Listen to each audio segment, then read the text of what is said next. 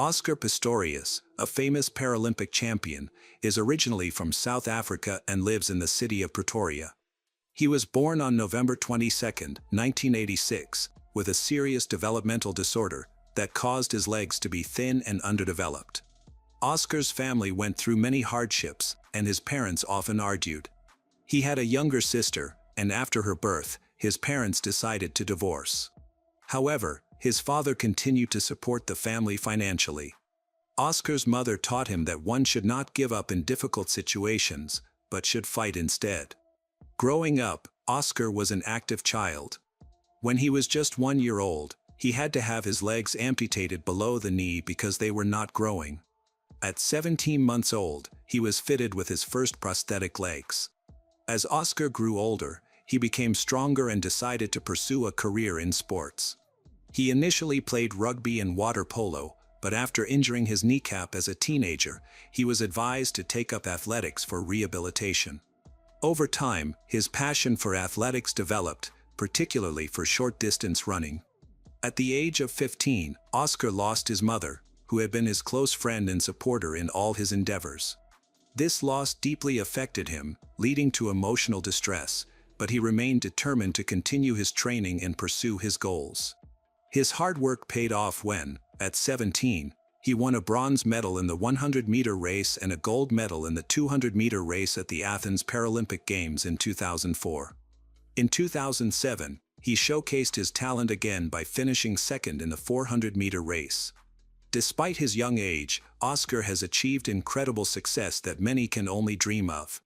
He has attracted significant media attention and built a large fan base, earning him the nickname "the man who runs on blades," due to his special prosthetic legs and impressive speed. By 2012, Oscar had reached the peak of his athletic career. During this time, he met Riva Steenkamp, a 29-year-old South African model and law graduate, through a mutual friend named Justin. They felt an instant connection, often described as love at first sight, and began dating. They officially got engaged in 2013. Riva grew up in Cape Town with her father, Barry, her mother, June Steenkamp, and 2 half-brothers. The family later moved to Port Elizabeth, where she pursued a law degree at university. Riva was not only intelligent, graduating with honors, but she was also very attractive. She started modeling at the age of 14, initially as a hobby, but soon began to take it more seriously. By the age of 29, she had become a well-known face in fashion magazines, frequently appearing on television and participating in various shows. However, her life wasn't without challenges. At 20, she was involved in a serious accident while riding. Riva's father, Barry, was a renowned horse trainer and breaker. He introduced his daughter to riding at a young age, starting her off with a pony. When Riva was 20, she suffered a serious lower back injury after falling from a horse, which required her to nearly relearn how to walk. By 2012, she had fully recovered and had achieved both wealth and fame, similar to Oscar. Their first meeting was unplanned, but they encountered each other again at a major award event where Oscar was being honored. Photographers captured them together, and the media quickly labeled them a stunning couple, taking numerous photos and asking questions. Both Riva and Oscar were talented in their respective fields and appeared to be a perfect match. Eventually, they developed feelings for each other, began dating, and got engaged. On Valentine's Day, February 14, 2013, Oscar and Riva celebrated 3 months of their relationship with a dinner at Oscar's home. Oscar lived in a mansion located within a gated community, where all the houses were similar to his and were surrounded by tall fences for security. The residents were very wealthy and took extensive measures to protect themselves, such as using CCTV cameras, combination locks, and other security systems. The cameras at the entrance captured the arrival of Oscar and Riva. They enjoyed a romantic candlelight dinner and stayed up late into the night. Later, someone told the police that they had heard the sound of weapons exploding in Oscar's villa. Emergency services quickly arrived at the scene where a crowd had gathered to understand what had happened. Paramedics entered the house and found a girl lying on the bathroom floor, covered in blood. After examining her, they realized she was beyond help, she was dead. Oscar was found in the house, in a state of shock.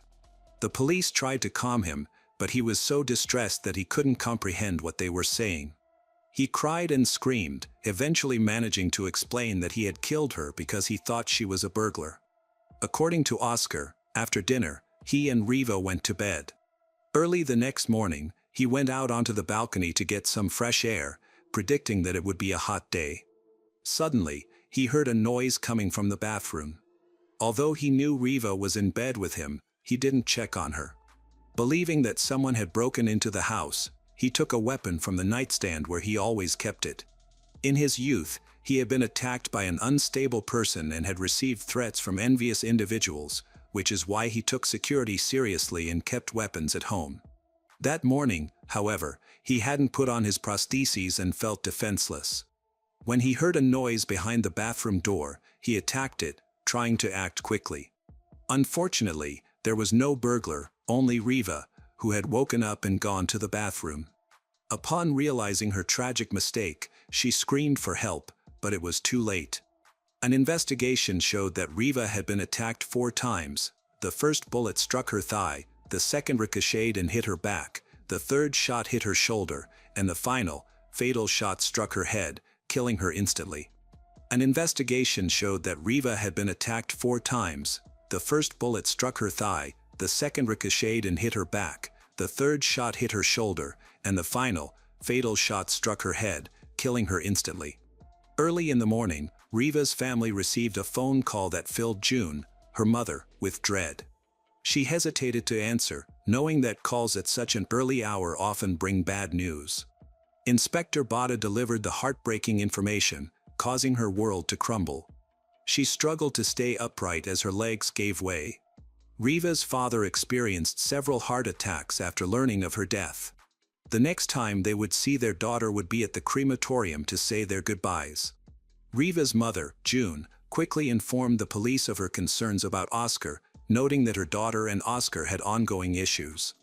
Although they were still in a relationship which had lasted only 3 months, it was clear that things were coming to an end. Riva's friend supported this perspective, revealing that Riva had expressed her desire to clarify their relationship on Valentine's Day and to break up amicably while remaining friends. Both the mother and friend shared similar views on the situation. In contrast, Oscar's friends expressed a different opinion, claiming that he was very happy in his relationship with Riva. The murder of Riva, a well-known model, by Oscar, a prominent Paralympic athlete, attracted significant media attention, leading to varying public opinions about the incident. Some people believed Oscar's explanation that the attack was accidental, while others suspected he may have had intentions to harm Riva. The authorities had not reached a consensus on Oscar's version of the incident. Many aspects of Oscar's story seemed to align with the details of his relationship with Riva. Friends of both Oscar and Riva stated that they were deeply in love, with Riva's friends confirming her happiness in this new relationship. She had previously experienced toxic relationships and felt fortunate to have found a good partner. Surveillance footage from a supermarket 2 days before the incident showed Oscar and Riva happily hugging and kissing while they shopped, appearing to be a couple in good spirits. This footage was presented as evidence during the investigation. However, a confusing detail emerged. Riva's friend claimed that she planned to visit Oscar's house on Valentine's Day to end their relationship, which raises questions. Why would she choose such a romantic day for a breakup? Additionally, during a police search of Oscar's home, they discovered a gift that Riva had prepared for him, a beautifully decorated frame with a collage of their happy moments together, accompanied by a heartfelt note expressing her love.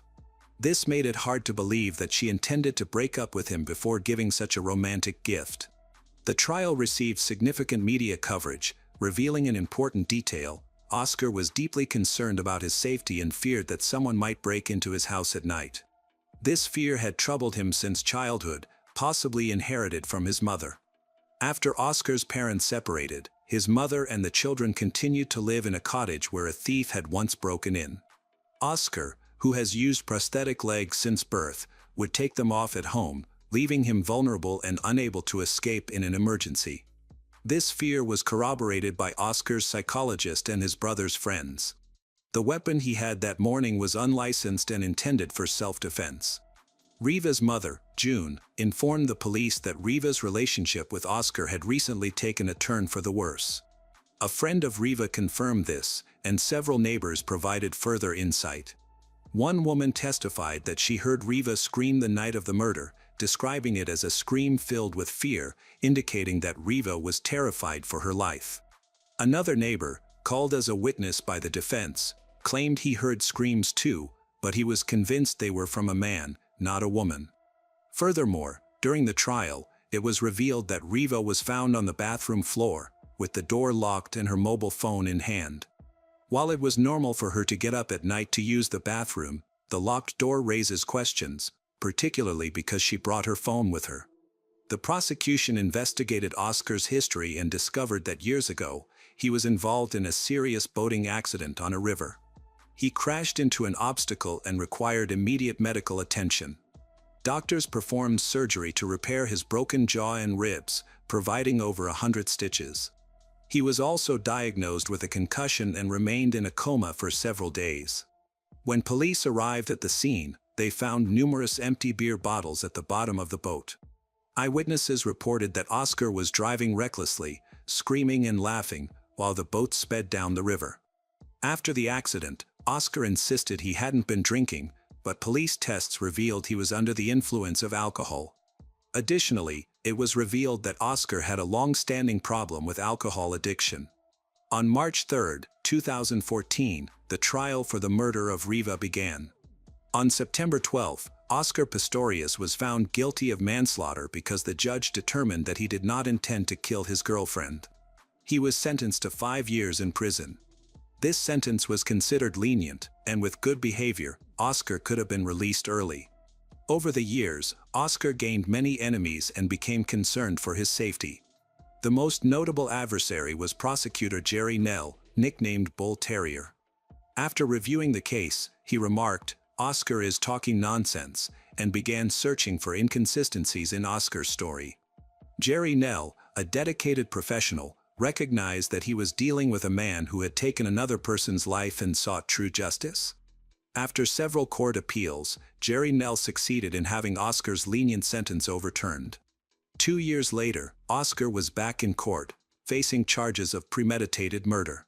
Before the hearing began, the prosecutor wanted to speak with Oscar privately while he was under house arrest. He reminded Oscar that his home was protected by a 3-meter fence topped with electrified wire, along with an expensive security system and numerous motion sensors.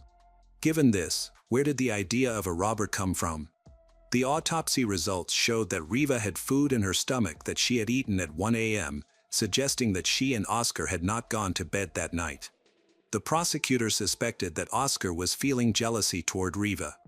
As she prepared to leave, he became enraged. When Riva locked herself in the bathroom out of fear, he began attacking.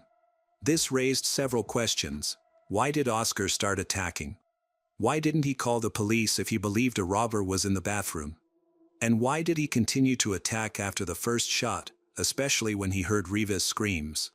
Overwhelmed by the prosecutor's portrayal of that night, Oscar struggled to respond.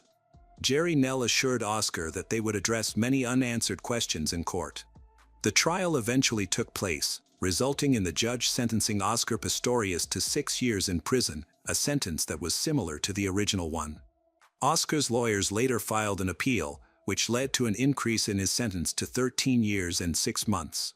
As of 2023, Oscar can apply for parole, but he is still serving time in prison. Despite his repeated requests to be transferred to a different facility due to his fear of potential violence from other inmates, these requests were never granted. This marked the end of Oscar Pistorius' sporting career and public admiration. He was once a national hero, but his actions not only took the lives of others but also ruined his own promising future. Hello, crime enthusiasts, are you ready for another chilling investigation? The case of Rachel Winkler. Rachel Hatfield was born in California in 1975. She is the second of 4 children to her parents, Don and Diana. When she was 10, her father left after her mother had a brief affair with a neighbor, so her parents divorced. Rachel, her siblings, and their mother then moved to Georgia. Then, she and her siblings rarely visited their father because of their strained relationship. Their mother had turned them against him, resulting in a lost custody battle for the father. The family breakup deeply affected Rachel, making it difficult for her to cope with her parents' separation. During her teenage years, she developed anorexia due to stress, and her weight dropped to a dangerous 30 kilograms. She was hospitalized at a psychiatric clinic in Modesto, where she received effective treatment. She eventually recovered, and even took up sports. After her recovery, she started to reconnect with her father, Don. He is proud of his daughter because she is very intelligent and the only girl in the family. The girl is the inspiration for his work. In school, she consistently achieved excellent grades across all subjects. As an adult, Rachel has dedicated herself to her work, with the desire to follow the example of his father, Don, a famous painter. In high school, Rachel met her boyfriend, Tim, who was also an artist. After finishing school, they moved in together. They faced their first difficulties in life, which were financial problems that people in the same profession often face, until they became famous and found their place. When they didn't have painting commissions, they created frescoes to decorate rooms, which turned out to be more profitable. This allowed them to rent more comfortable housing. Rachel attended the University of Sonoma, earning a degree in business and marketing. She excelled in mathematics, impressing her teachers from the start. After graduating with excellent degrees, she was offered a high-paying job, which she accepted. Nevertheless, she continued to support Tim and their art business. They had been together for 14 years, and everyone who knew them was confident they had a bright future ahead, with marriage and children. It seemed they were meant for each other. As Rachel approached the age of 30, she started thinking about becoming a mother. However, Tim was hesitant to support this idea. He wanted to first stabilize their finances, buy a house, and establish himself in his career. Realizing that this would take a long time, so she became impatient, not wanting to wait. This led to conflicts, and their once harmonious relationship began to deteriorate. By July 2005, their relationship was nearly over.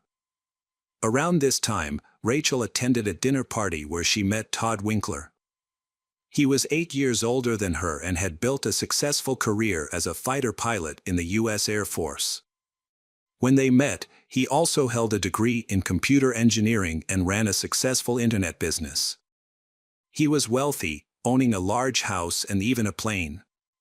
In addition to his success, he was attractive and very sociable. Todd had been married twice before. He married his first wife at a young age, but they later divorced due to disillusionment. His second wife tragically died in a car accident in 1999. Eager to find love again, Todd was searching for the right partner.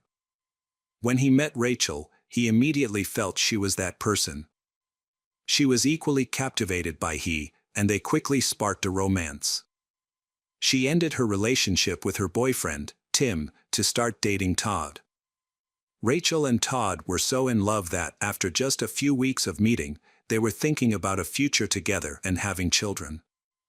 Less than a month after they met, he invited she to a party, and then he proposed to her. She was so moved that she agreed immediately. Unfortunately for Tim, although he tried to mend his relationship with her, he was unsuccessful. Rachel informed her family and friends that she is very much in love with Todd, the man of her dreams, who had already proposed to her, and they planned to marry that summer. They had a beautiful wedding, and Rachel took her husband's last name, Winkler. This new chapter opened up opportunities she had only dreamed of. Together, they aimed to build a bright future. She quickly forgot the past that she lived with her ex-boyfriend for more than 10 years, with whom she overcame many different difficulties. A year after the wedding, Rachel became pregnant and she was overjoyed. On April 11, 2007, she and her wealthy husband, Todd, welcomed their daughter, Eva, and she adored her child. A year later, their second child, Ariel, was born. During this time, Rachel stays at home doing housework and taking care of the children while her husband goes to work. In early 2010, their family had big changes when Todd was accepted as a manager in a prestigious pharmaceutical company, 2 hours from their home. As a result, he started working late at his office in Alameda.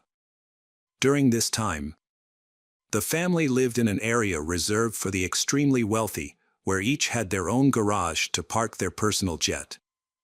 Feeling tired of her life at home, Rachel took a job as a manager at the nearby airport, a decision Todd supported.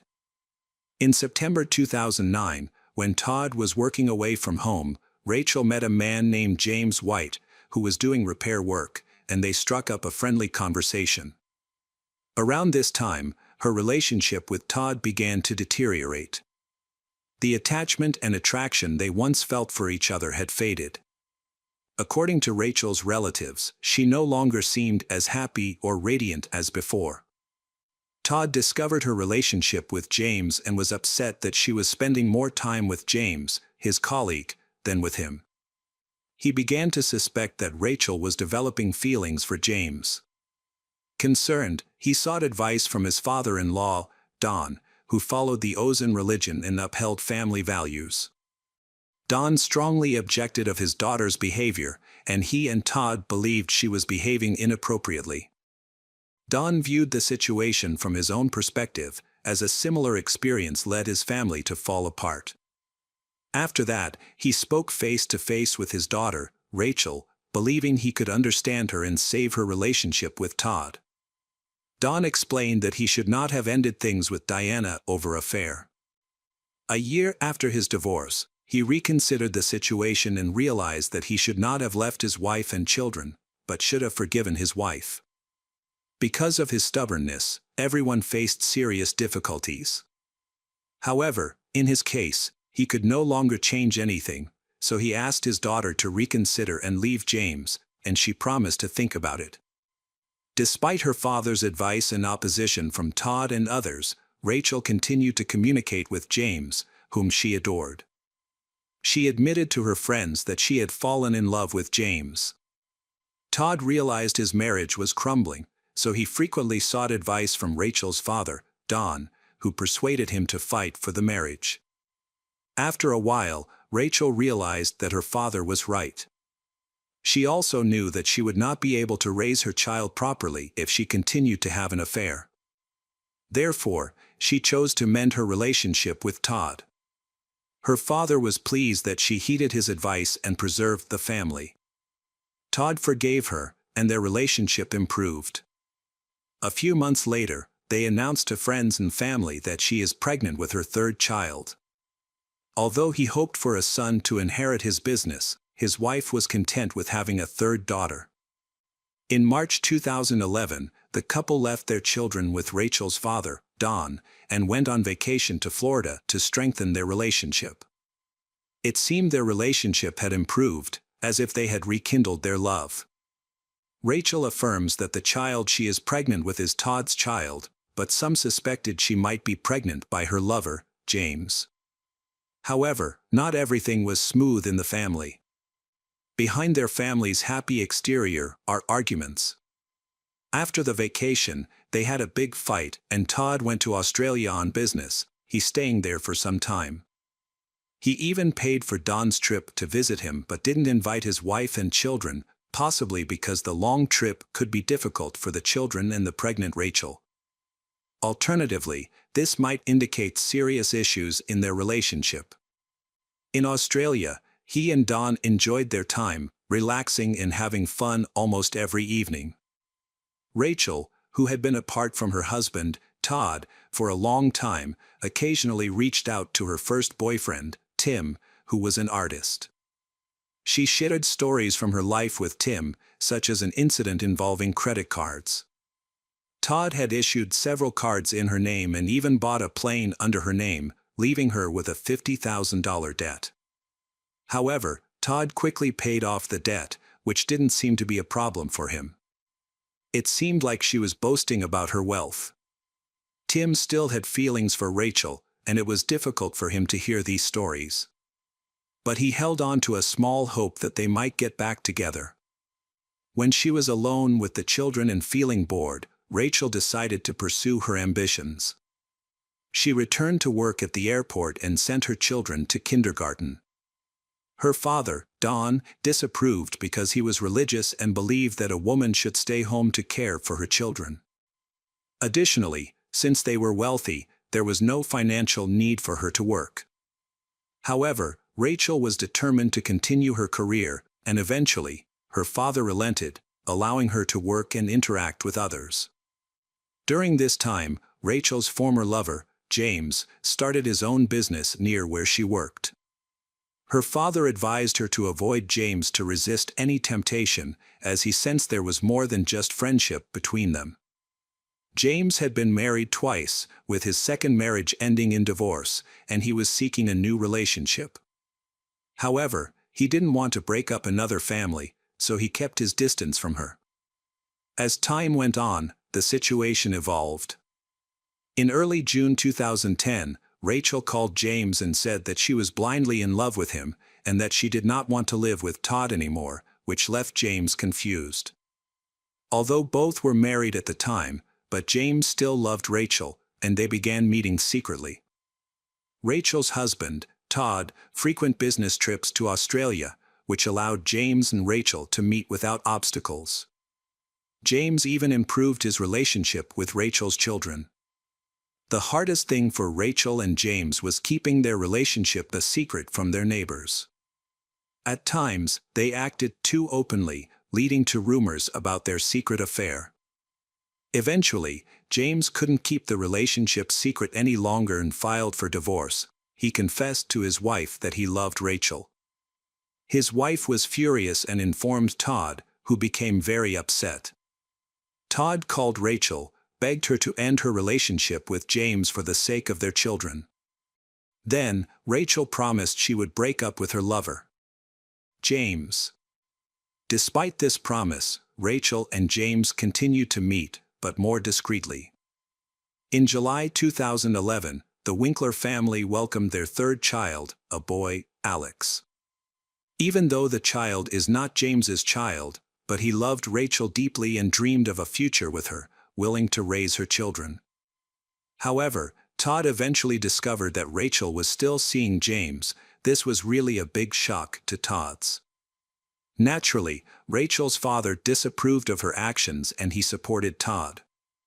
Rachel's father, Don, suggested that Todd meet with James to discuss everything calmly, as rational men should, and Todd agreed. Then, Don and Todd went to James' house. When they arrived, James and his daughter, Caitlin, had just finished target practice. Then, they spoke calmly. Todd explains that he is Rachel's legal husband and he loves her very much. They had children together, and he asked James to stay away from her. James agreed but secretly had no intention of ending his relationship with Rachel. Actually, Rachel and James were planning to start a new life together. Rachel had told James that Todd was being tyrannical and tormenting her, though there was no evidence to support this. She even claimed her third pregnancy was a result of rape. This angered James, and he wanted to help her. In October 2011, Rachel visited her university friends for the weekend. She expressed frustrations about Todd not providing her with money, which forced her to borrow for essentials like diapers and food for the children. She revealed that their house was in urgent need of repair, but Todd had no plans to address this. She felt controlled and manipulated by him. Despite she not wanting a third child, but he forced her. She shared her predicament with at least 3 friends. It seems she is in a difficult situation and does not know how to continue raising her children in such an unhappy family situation. One of Rachel's university friends was a lawyer and offered she advice on marriage and divorce. Rachel plans to manage the family finances and wants to reach a fair separation agreement with Todd. She aimed to secure her share and settle alimony matters peacefully, but he was against the idea of divorce. In November 2011, Rachel stopped making mortgage payments on the house because Todd was not giving her money and was hiding his income from her. She began to suspect that he was planning something against her. On November 11th, she called her lawyer friend and expressed that she was ready to begin the divorce process. While Todd was in Amsterdam on a business trip, followed by a vacation, Rachel began filling out the divorce paperwork in February 2012. During this time, she told her lover, James, that her husband had discovered electronic divorce documents on her laptop and deleted them. To prevent this from happening again, she started filling out the forms by hand. Then Todd having learned about the divorce, but he wants to avoid it. Todd spoke to his father-in-law, Don, about Rachel, claiming she was mentally unstable, which was related to their upcoming divorce. Todd said she smoked, drank, and seemed to be losing weight again. However, Don, who saw his daughter Rachel regularly, didn't notice any issues. Rachel explained that her weight loss was due to the stress from the ongoing divorce. The family situation had become extremely tense and seemed headed for a bad outcome. By February 2012, Todd was severely depressed, which his business partner also observed. Todd's business partner suspected that Todd had mental issues because of the divorce, but he insisted that the problem was with his wife. He was considering having her treated in a psychiatric clinic, claiming she was on a drinking binge, and he needed a break to handle the problems that had come up. This conversation occurred on February 10th. On February 26, 2012, divorce proceedings will begin. Rachel was counting on alimony each month to support her children. She planned to move with the children to James' place and was expecting a court meeting. However, that evening, she never arrived at James' house. On the morning of the 27th, a neighbor saw Todd with the children, and everything seemed normal. Around 10:30 a.m., he left his children with a neighbor temporarily because something terrible had occurred at his home. Todd was awaiting the police and did not want his children to witness the situation. The neighbor observed that Todd appeared calm, had no injuries, and appeared to be just irritable. Then, Todd called 911 to report that 37-year-old Rachel had been killed in their home during a domestic dispute. Police arrived at approximately 10:40 a.m. Todd emerged from the house and told the officers his wife was dead inside the house. He was arrested and taken to the police station, where he agreed to speak with investigators without a lawyer. During the interrogation, he is still very calm. He admitted his wife had been having an affair for a long time and had filed for divorce, seeking full custody of their children. He said his wife made him lose his temper, leading to a violent conflict. He attacked her. But then he stopped when he heard their child crying, realizing the children could witness the altercation, so he moved them to another room. Todd returned to argue with his wife, which escalated.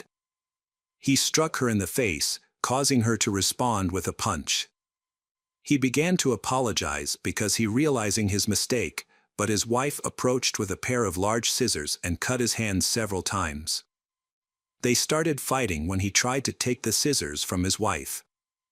Immediately after, he poked his wife in the eye with his thumb, which helped him knock the scissors out of her hand. He quickly left there to gather his children and take them to safety. Todd told investigators that he was worried about his wife's condition and behavior. He thought she was drunk and could be a threat to him and the children. When he returned home, he found his wife in the bedroom, sitting on the floor. As he approached her, she kicked him in the face. In a rage, he threw her to the floor and began to strangle her with both hands. However, she grabbed the scissors again, but he quickly took them away and struck her face and neck several times in self-defense. She pleaded with him not to kill her, she also promising to save their marriage, but he couldn't control his anger. He admitted that he forcefully stabbed her neck with the scissors. He confessed that, at that moment, he wanted her dead, although he claimed he didn't intend to kill her and that it happened accidentally. After the incident happened, Todd attempted to revive his wife, but she was already dead. In shock, he attempted to clean the crime scene by washing away the blood, but he realized it was futile and called 911. The detectives doubted his account as there were many inconsistencies. It was absurd that he took the kids to the neighbor's house, while Rachel sat calmly waiting for him to return after the brawl. Why didn't she use the opportunity to escape? At 10:30, Todd took the children to a neighbor and then called the police immediately.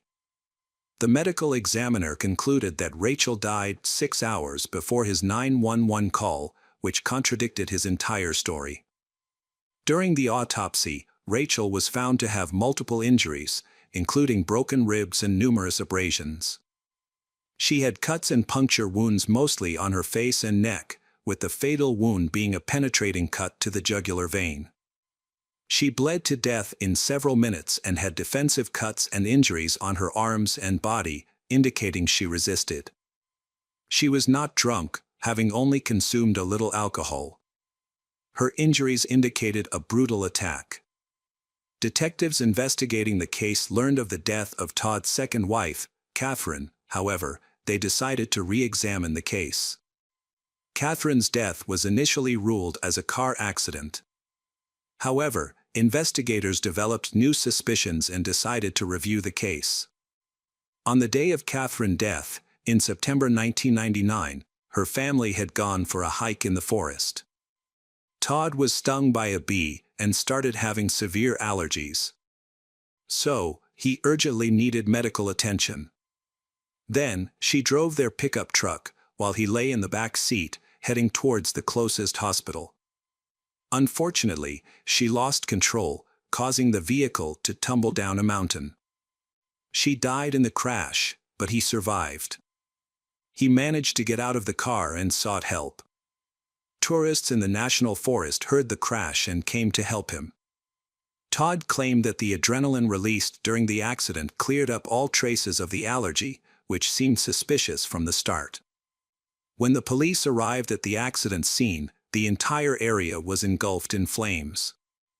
Rescuers couldn't immediately descend due to the steep slope. They had to use special equipment and ropes. It was puzzling how Todd managed to climb to the mountain summit without Haya.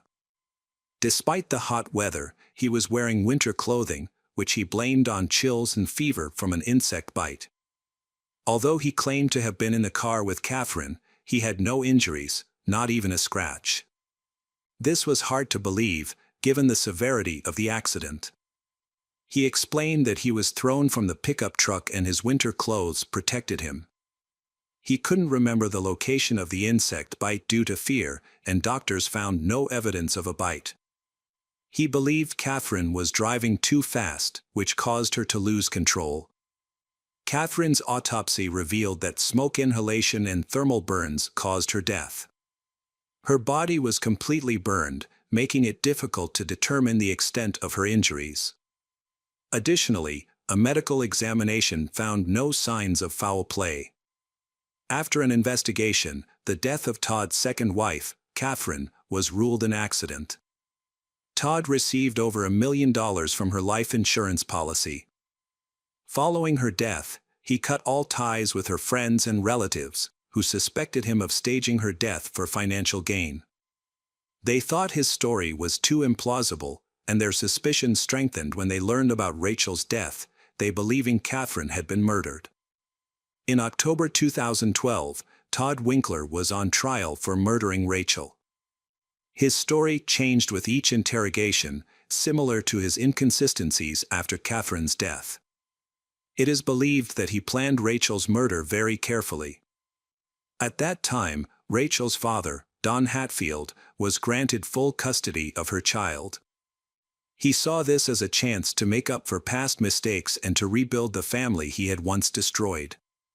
Don believed that Todd killed Rachel not because of her affair, nor because of their impending divorce, but because she knew his secrets and had threatened to expose them, so he silenced her permanently. According to relatives, Todd had been violent towards Rachel's in the past. For instance, her brother witnessed Todd attack her on she by the defendant in a San Diego bar in 2006. She also told her relatives that if anything bad happened to her, it would be because of her husband. She felt he was dangerous. Rachel's eldest daughter shared a noteworthy family incident. One day, Rachel discovered a box containing the ashes of Catherine in a closet. She remarked that she hoped she would never become ashes, and he responded by saying that she should just never make him angry. This exchange left the daughters and Rachel feeling uneasy. During the trial, it was revealed that Todd had previously attempted to harm Rachel. While they were scuba diving on vacation in Florida, he supposedly left her alone, causing Rachel to struggle to reach the boat and almost drown. Later, he reportedly tried to push her off a motorcycle. However, these accounts were unverified and based on stories Rachel told her friends, which she often exaggerated. It was confirmed that Todd had mental disorders, diagnosed with dissociative and conversion disorder, which can cause a break from reality. Despite this, psychiatrists considered him mentally fit. Then, he emphasized his mental health issues to try to lessen his sentence. One day in court, he even feigned psychosis, but this tactic failed. The prosecution argued that Todd committed a premeditated murder. According to the prosecutor, he took scissors, entered the bedroom while his wife was asleep, and killed her. He then had 6 hours to stage a fight, inflict defensive wounds on himself, bandage those wounds, eliminate unnecessary evidence, feed the children, and take them to a neighbor. Only after doing all this did he call 911. Blood stains found on the children's food plates showed that he had prepared breakfast for them after killing their mother. Later, Todd admitted that he did not call emergency services immediately. The timeline he provided did not match the facts. He claimed he took the children to a neighbor before killing his wife and calling for help, but his wife had already been dead for several hours. Additionally, he would not have had enough time to bandage his hands so quickly and precisely. On the other hand, the defense lawyer argued that the murder was an act of self-defense. Rachel was the one who attacked her husband first. She first grabbed the scissors and attacked him. A struggle ensued, and he realized it was a matter of life or death, choosing to save himself. The jury deliberated for 13 days on the case details and testimonies before reaching a guilty verdict. They convicted 47-year-old Todd Winkler of first-degree murder. In December 2014, he was sentenced to 26 years in prison, with eligibility for parole in June 2031, when he will be 64 years old. Todd has filed many appeals, but all of which have been rejected. However, he has managed to secure better conditions for himself in prison. He is serving his sentence at San Quentin State Prison in California. Hi everyone, thanks for returning. Let's unravel another perplexing mystery. The case of Martin Durham. Martin Durham was born in 1969 in Grand Rapids, Michigan. He was an ordinary child and lived in good conditions, all around his natural beauty. In addition, he loved fishing and hiking, capturing photos along the way. He usually took a tent and a hiking backpack to enjoy a few days in the fresh air, he often accompanied by an older cousin. At 17, Martin met his first love, Glenna Johnson, who was a year older. They live in the same area and attended the same school. Their romance was brief, leading to a quick breakup, but they got back together and broke up many times. They shared many interests and could not stay apart for long. Despite their similarities, but they ultimately decided to end the relationship and go their separate ways. For a long time, they neither saw nor communicated with each other.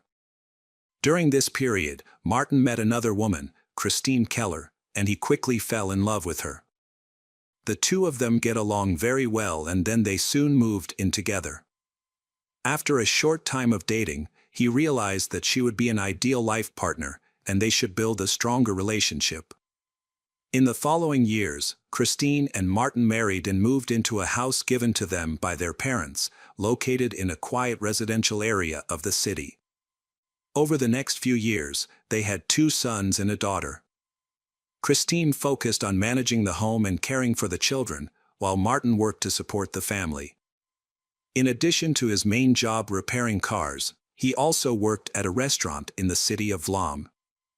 Despite this, the early years of their marriage were challenging, especially because their children were born close in age. So, they had many difficulties in taking care of their young children. They slept little and were often exhausted, leading to frequent arguments. However, they were determined to overcome these difficulties. Martin was a devoted father and made every effort to support his family. Many people saw him as a role model. In March 1995, Martin's family faced a tragedy when a truck ran a red light and collided with his car. The truck dragged his car along the road, crushing both Martin and the driver. Martin suffered severe injuries, including broken ribs, a broken jaw, broken legs, and a traumatic brain injury that severely damaged a large part of his brain. Doctors tried their best to save him, but he was in a coma for months. Then, he underwent multiple surgeries and slowly began to recover. However, Martin's difficulties were not over. It took a long time for him to return to his normal life. He had to relearn basic movements, like sitting up and holding his head, before progressing to more complex ones. The accident left his face disfigured, and he lost some brain functions. Despite the difficulties, he tried to overcome them and return to a normal life with his family. He spent a long time moving around in a wheelchair before transitioning to crutches. Although he gradually overcame the physical effects of the accident, he remained psychologically affected. Martin could no longer work as an auto mechanic to support his family, and he encountered many physical limitations that turned his life upside down. The hardest thing for him was not being able to maintain the active lifestyle he had before. He loved camping, fishing, and traveling, but now he was bedridden and just hang around the house. Every movement caused him severe pain, which only the strongest painkillers could help manage. According to doctors, these effects would persist throughout his life. This challenging time affected not only Martin, who survived the accident, but also his family. His wife, Christine, previously managed only the children and household chores, but now she had to handle the family's finances. She was compelled to enroll the children in daycare and find a job to support them, in addition to caring for her sick husband. Fortunately, her close relatives pitched in to help. With their support, Christine was able to manage all the difficulties. However, Martin also became aggressive and hostile towards his wife. In addition, he also lost his memory. He cannot remember much about his past, including family events, and sometimes forgot his children's names. Longtime friends and acquaintances became strangers to him. He was isolated because he did not communicate well with people due to severe memory loss, difficulty concentrating, and confusion. This makes him cold and looked down upon. Martin often retreated into his own thoughts, which he kept to himself. Meanwhile, he was recovering from injuries and regularly attended physiotherapy, sometimes staying in the hospital for treatment. He switched doctors several times, but fortunately, his physical condition gradually improved. However, he was still tormented by the psychological aftermath of his trauma. At the same time, Martin constantly controls the family's spending and criticized his wife's financial management. This made their relationship more and more strained. This was a very difficult time for the young family. Martin went through a difficult process of dealing with trauma and psychological problems, but was unable to overcome them. Some issues made him angry, and he often lost his temper with his wife without justification. Christine did her best to accept the changes in her husband's behavior, but eventually, she felt she couldn't take it anymore. Years after the accident, Christine filed for divorce. Later, she admitted that she didn't want to do it, but she couldn't stand Martin any longer. The divorce was a major blow to Martin. He felt resentment and disappointment for a long time. Some time passed, he was able to regain his spirits. He received a large insurance payout for the accident, which he used to buy real estate and purchase another house. In addition, Martin was also paid a monthly sum by his insurance company as compensation for the accident during his recovery. Thanks to this, he was able to continue his life and take care of himself without financial hardship. After that, Martin moved to his new house with the parrot that Christine loved so much. She had left the bird with he to keep him company and prevent loneliness. The bird, a 15-year-old African gray parrot named Bat, was quite old. This new house is located in Sand Lake, not far from his previous house.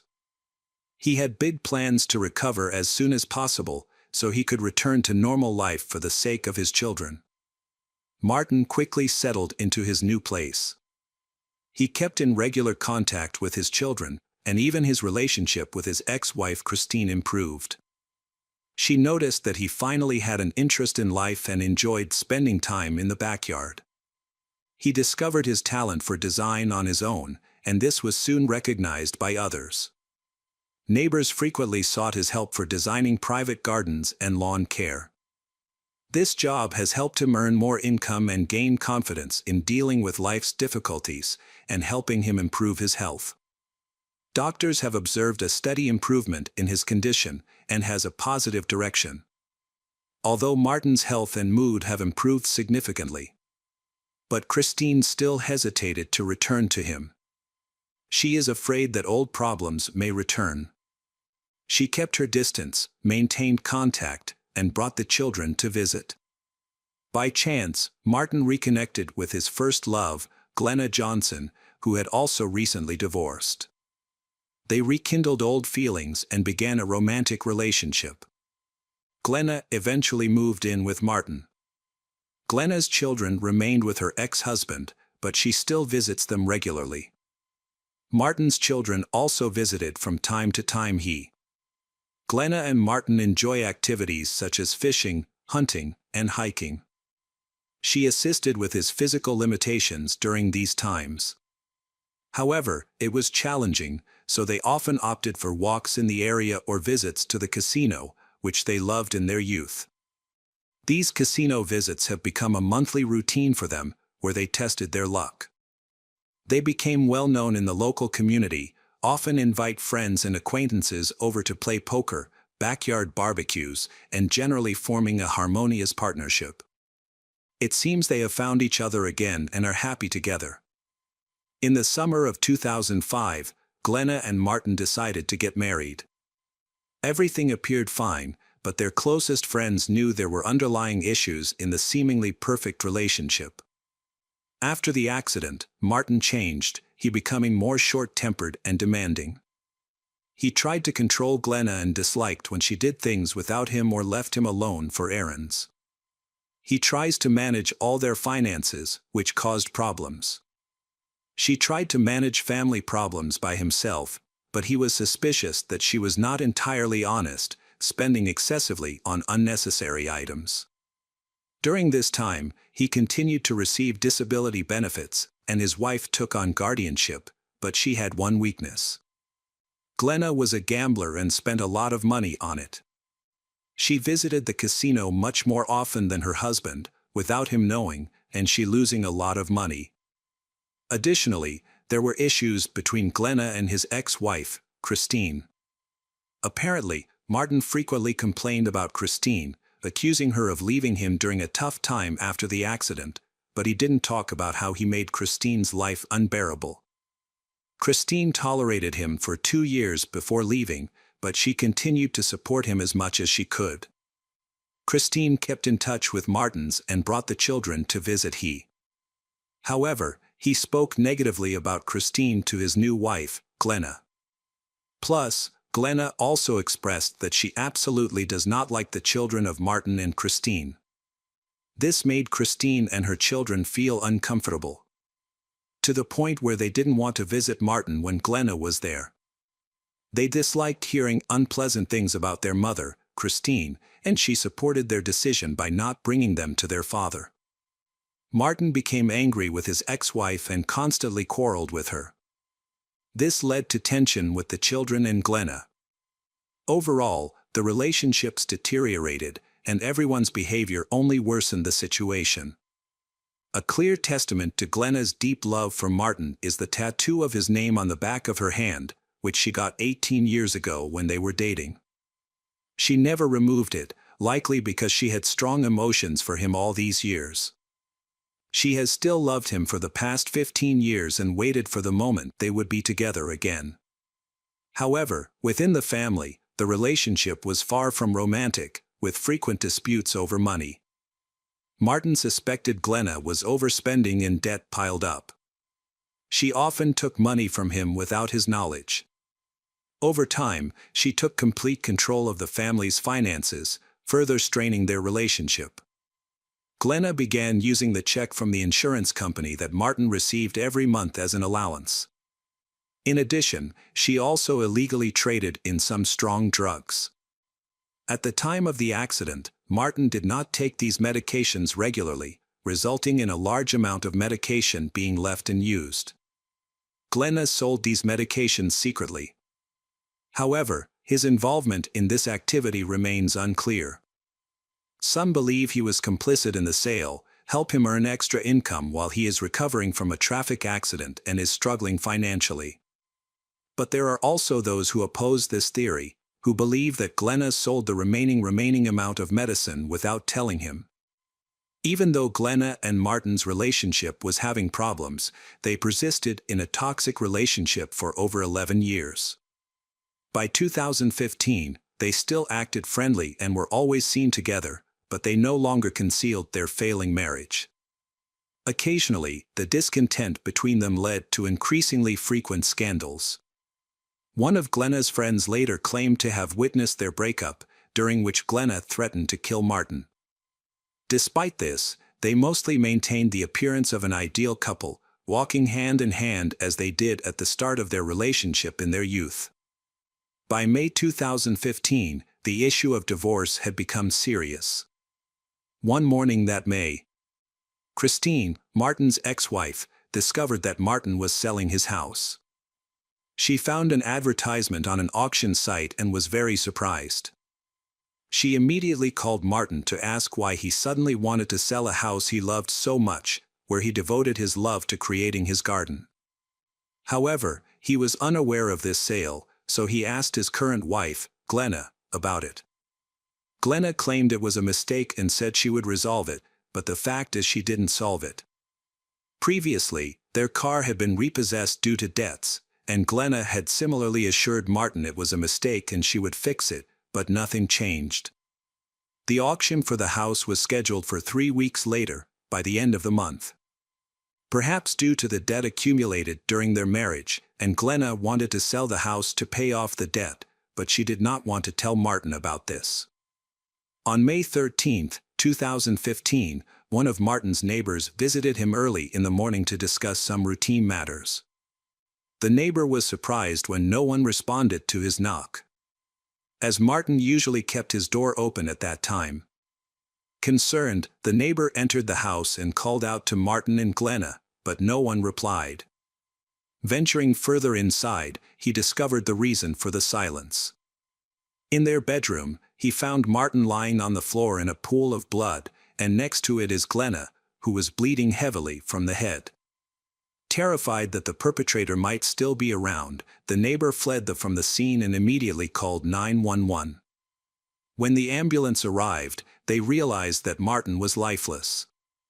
Martin was lying on his side, wearing only his underwear, his body already cold, and the doctors confirmed that the 46-year-old had died several hours earlier.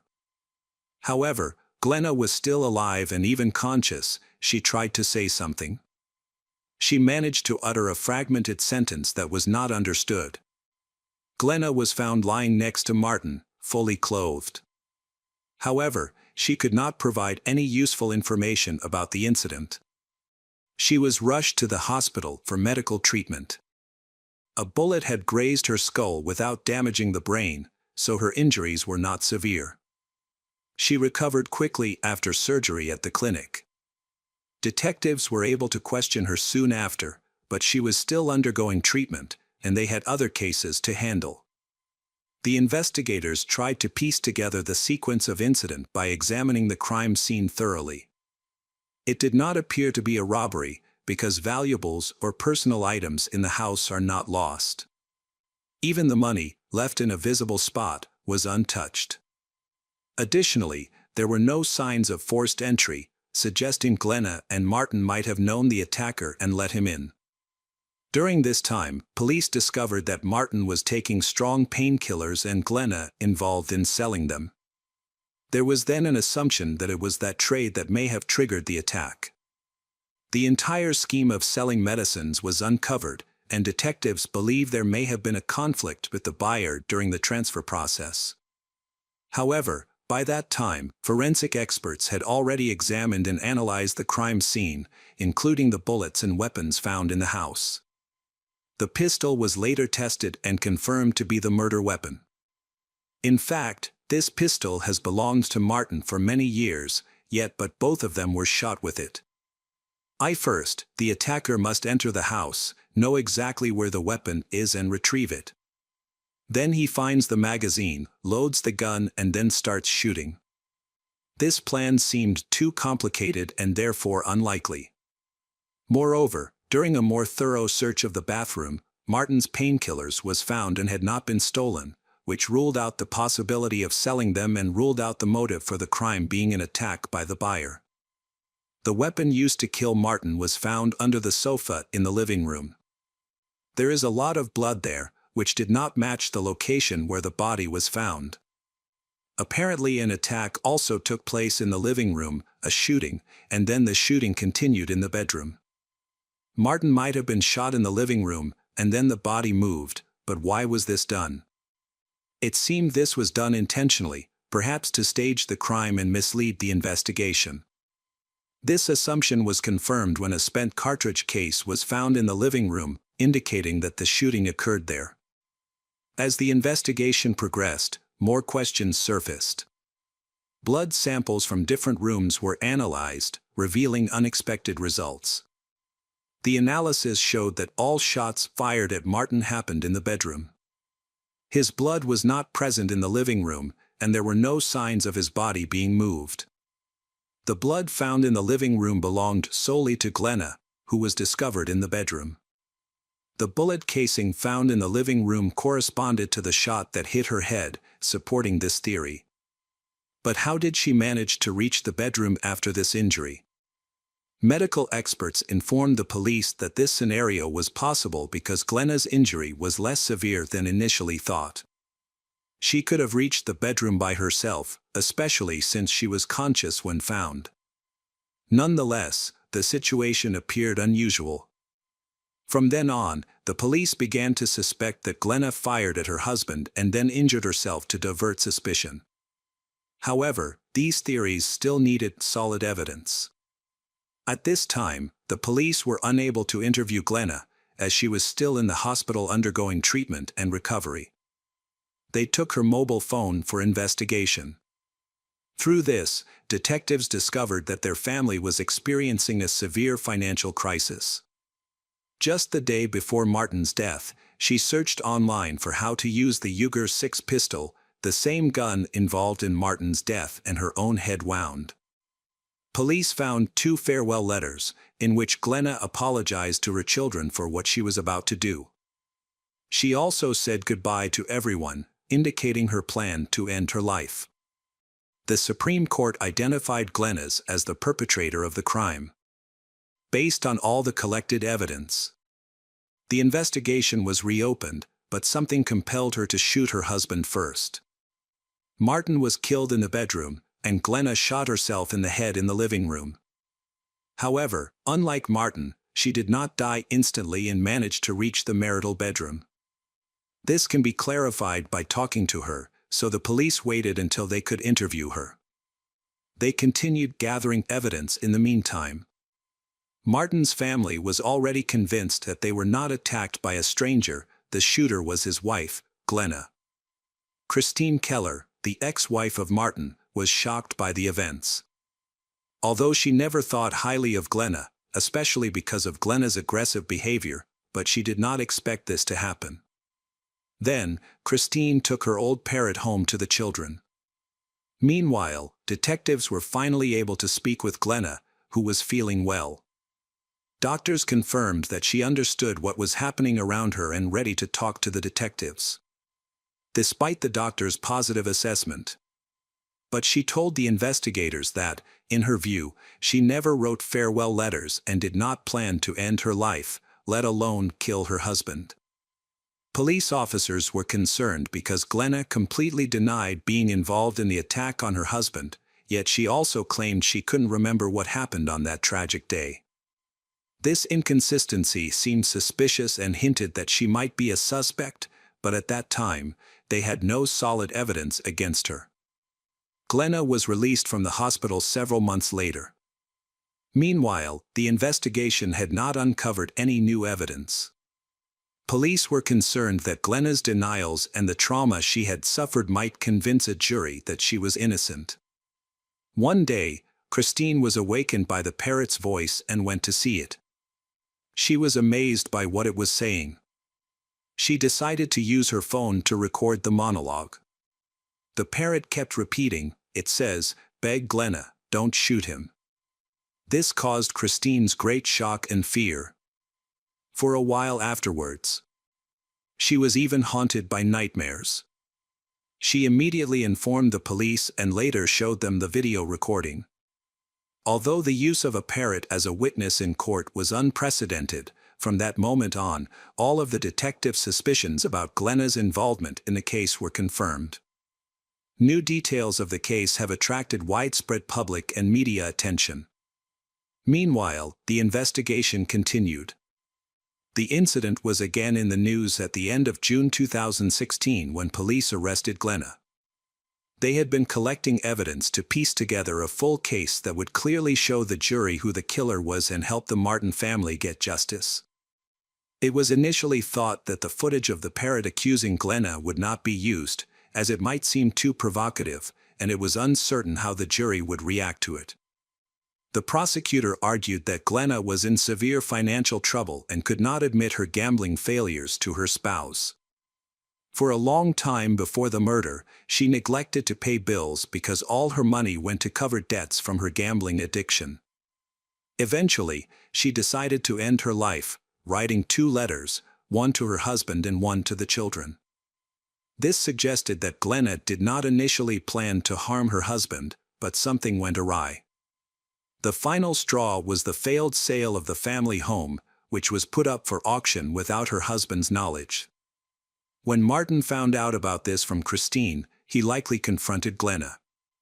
A fierce argument may have ensued, leading her to kill him in a fit of rage before deciding to end her life. Glenna and her lawyer claimed that she had no memory of the shooting or the letter and insisted that she loved her husband too much, so she can't hurt him. They presented a list of medications she was taking to improve cognitive function as evidence of her mental condition. She also denied searching online for how to use a gun, stating that she only used her phone for games and calls. The trial lasted 10 days. The prosecution believed it had a strong case to persuade the jury. However, the jury seemed uncertain, due to the largely circumstantial evidence. Then, a video of the parrot's words was introduced as a crucial piece of evidence. Experts say the parrots form a close relationship with their owner, Martin, and they learn to imitate Martin's voice. Most experts agree that those words left a strong and deep impression on the parrot's memory, so it repeated them over and over again. In the end, this evidence was effective. After 8 hours of deliberation, the jury found 49 years old, Glenna guilty. In this case, the parrot played an important role as a witness, contributing to finding justice. Hello again, true crime fans, we've got another mysterious case to explore. The case of Molly Tibbetts. Molly Tibbetts was a vibrant young woman born in San Francisco on May 8, 1998, to Rob and Laura Tibbetts. She had 2 brothers, Jake and Scott. Molly was fortunate to grow up with loving parents and began to excel in school shortly after starting 2nd grade. Life presented Molly with an unexpected challenge.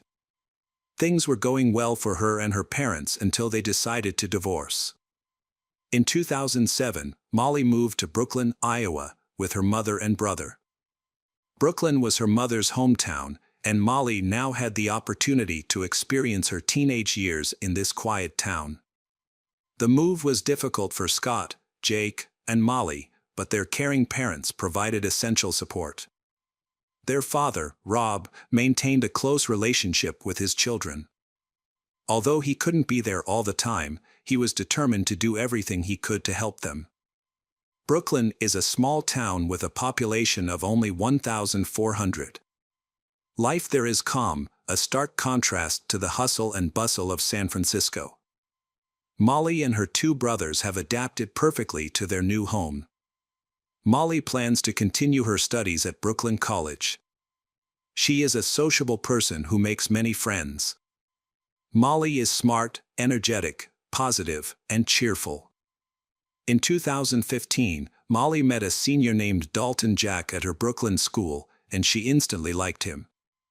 This encounter took place on a chilly October evening while Dalton and his friend were sitting in a pickup truck after playing football. A few younger students approached them, including Molly. Dalton was immediately taken with her. She made him laugh and he found her beautiful. They exchanged phone numbers and soon began having lunch together and going to the movies. From that point on, they fell in love and Dalton considering her his everything. Molly and Dalton's love for each other deepened over time. 2 years later, when Molly moved from Brooklyn to study psychology at the University of Iowa, she maintained her relationship with Dalton. While she was in Iowa, Dalton stayed in Brooklyn to pursue a career in construction, but this did not affect his feelings for her. They managed to see each other almost every weekend and even on some weekdays.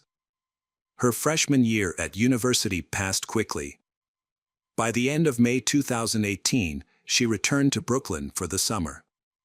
During her break at home, Molly kept herself busy throughout the day. She worked at a local children's day camp at Green Regional Medical Center, and in the evenings, she participated in activities to prepare for her sophomore year. Molly also made time to go jogging almost every evening. She split her time between her mother's house and her boyfriend Dalton's house on the western edge of Brooklyn. Unlike university students, Dalton didn't have a summer vacation and worked most weekdays. His construction work is sometimes local and sometimes he works across the state. On July 18, 2018, Molly visited Dalton's house. Dalton lived there with his brother and their dogs. But both of them worked away from home. Dalton was working on a project on Highway 61 near Oak. Molly agreed to take care of the dogs and stay at Dalton's house to work and study. It was a hot day, so Molly stayed inside with her dogs and her laptop, hoping for a cooler temperature. The day seemed normal. She spent her free time chatting with her boyfriend on the phone, looking for something to eat, or engaging in conversations on Twitter. As the sun set, the weather cooled down. This is a good time for Molly to go for a run. Around 7:30 p.m., she left her laptop open, sent Dalton a selfie, put on her workout clothes, and headed to the cornfield for her workout. However, Molly never returned. She was missing that night. Dalton, who had not heard from her that night, assumed she was just busy and had gone to bed. But the next morning, when Molly's messages remained unanswered, he began to worry.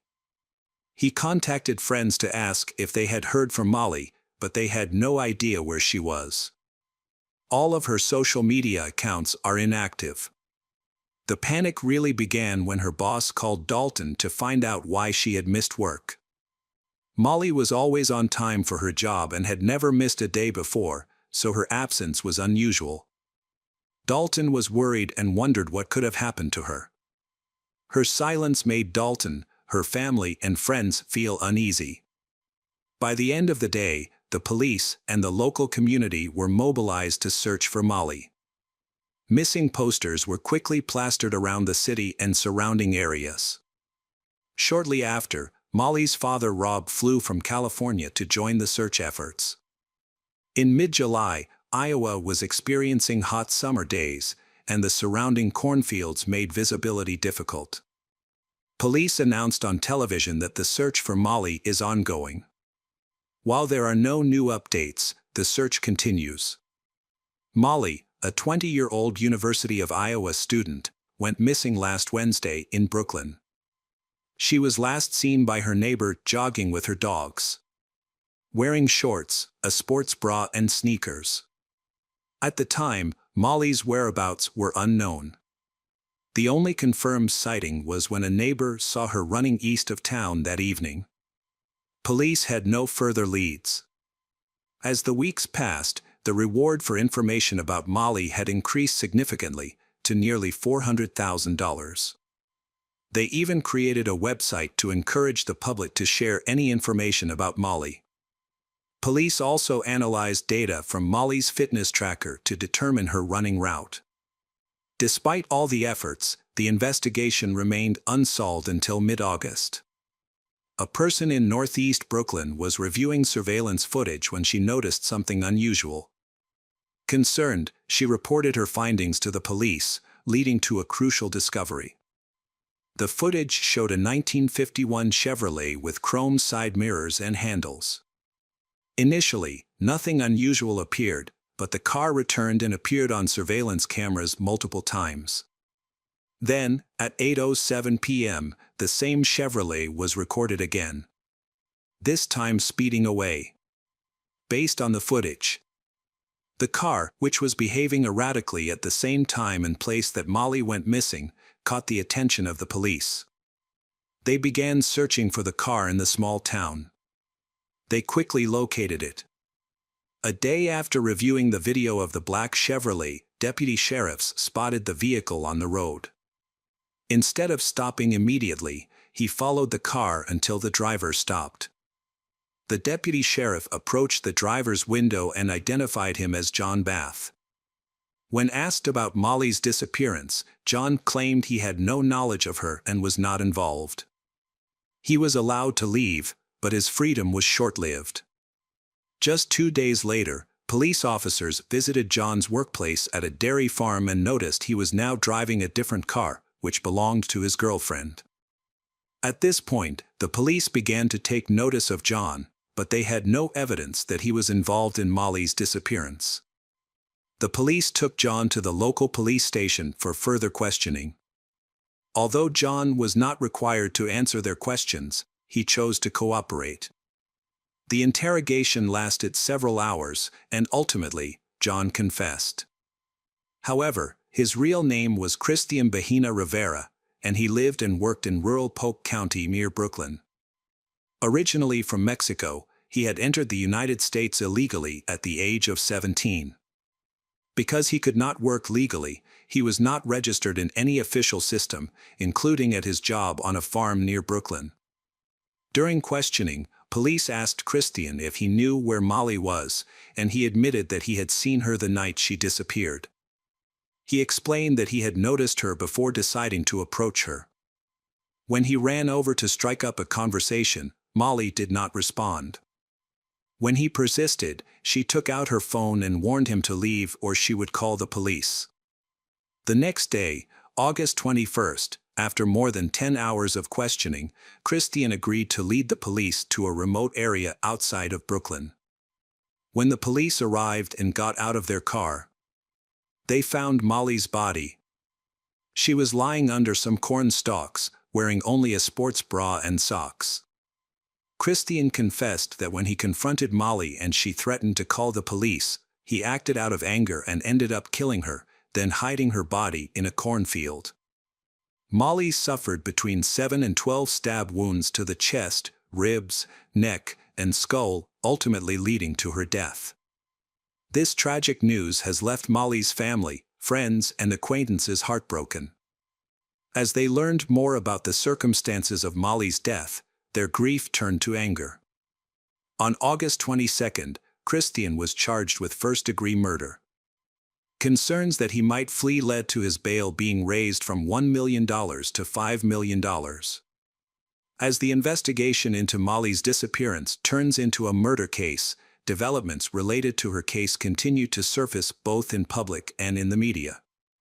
The following month, Christian denied any involvement in the case, despite initially confessing to Molly's murder. He later recanted his confession.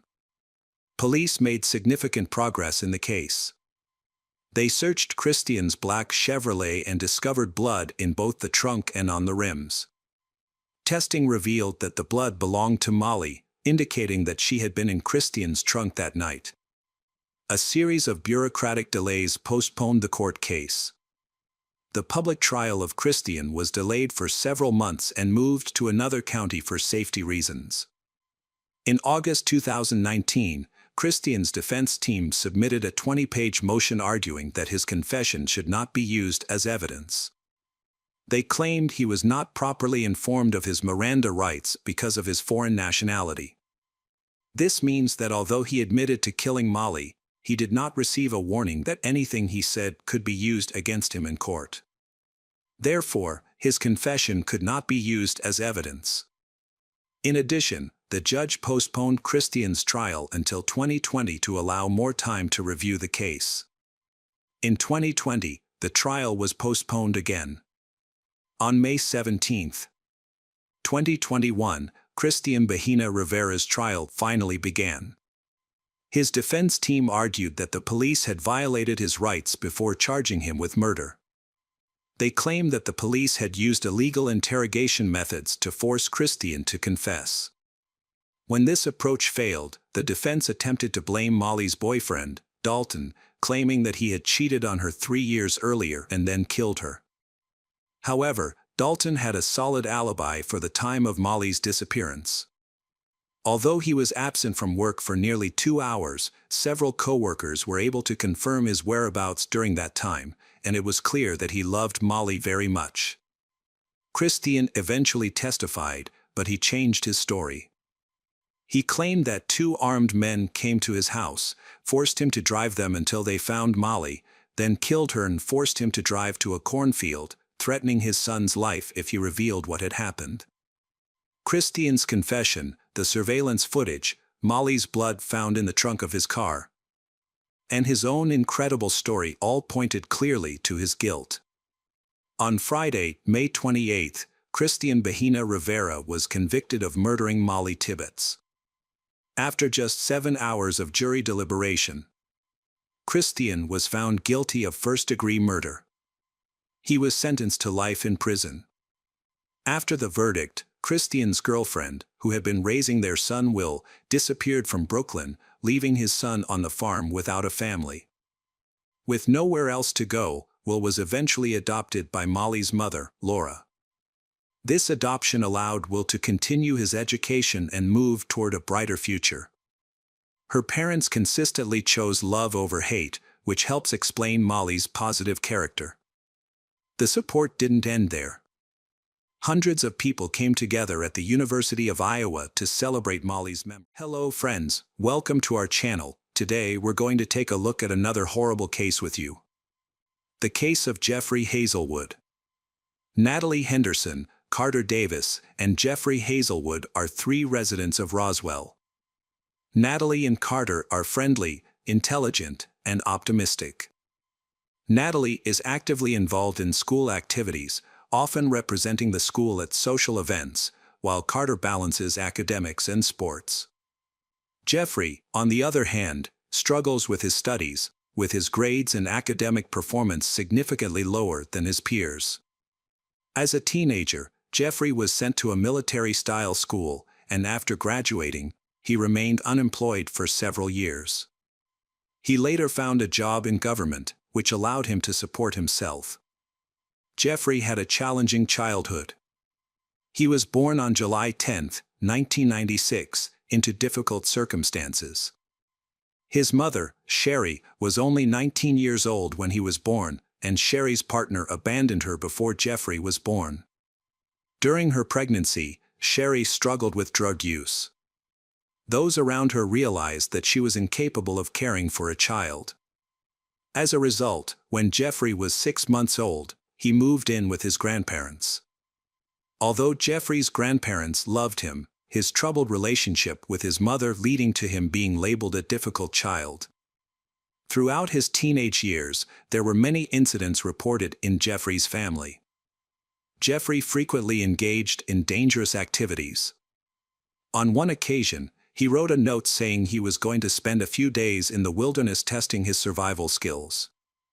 In another disturbing incident, he took his grandfather's gun, prompting neighbors to call the police. His actions increasingly worried his grandparents, who attempted to hide the weapons. Despite their efforts, Jeffrey, who was smart and determined, successfully broke into a safe and took the knives and swords he loved. By 2013, when Jeffrey turned 16, his grandmother felt the need to report his troubling behavior to the police, likely out of concern for her safety and that of others. Just weeks earlier, he had warned her that his patience would eventually wear thin, and he might hurt someone, although he didn't specify who or when. As a result, Jeffrey was sent to a military school. After returning, he entered a relationship that he cherished deeply. His social media accounts were filled with expressions of love for his girlfriend, mixed with images of wolves, dark quotes, and posts about anger and mortality. No one seemed to notice or help Jeffrey. Eventually, the city of Roswell had a serious problem. On August 1, 2016, a Monday morning, a driver was making a delivery at the local grocery store. At 6 a.m., just as he approached the store, his peaceful morning turned into a nightmare. As he turned the corner toward the delivery area, he was shocked to see two bodies lying side by side in a parking lot, both dead and covered in blood. Panicked, he called the police to report what he had seen.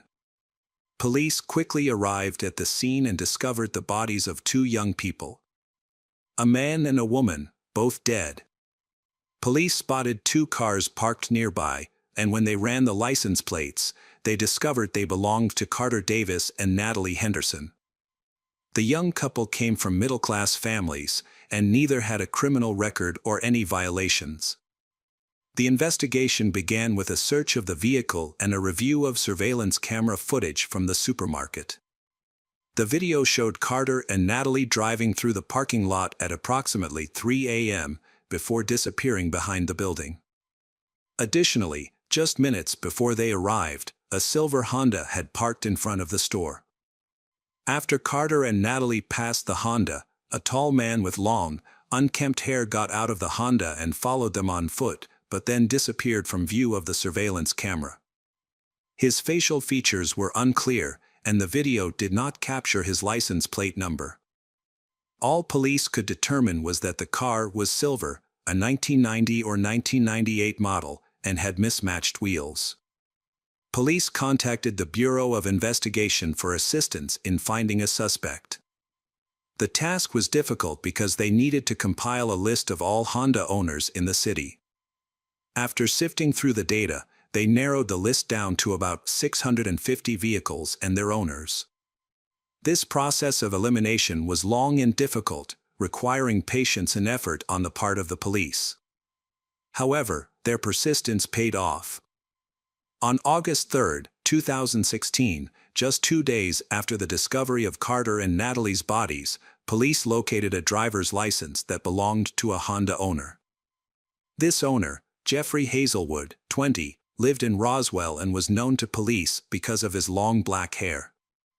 His grandparents were shocked when some police officers knocked on their front door.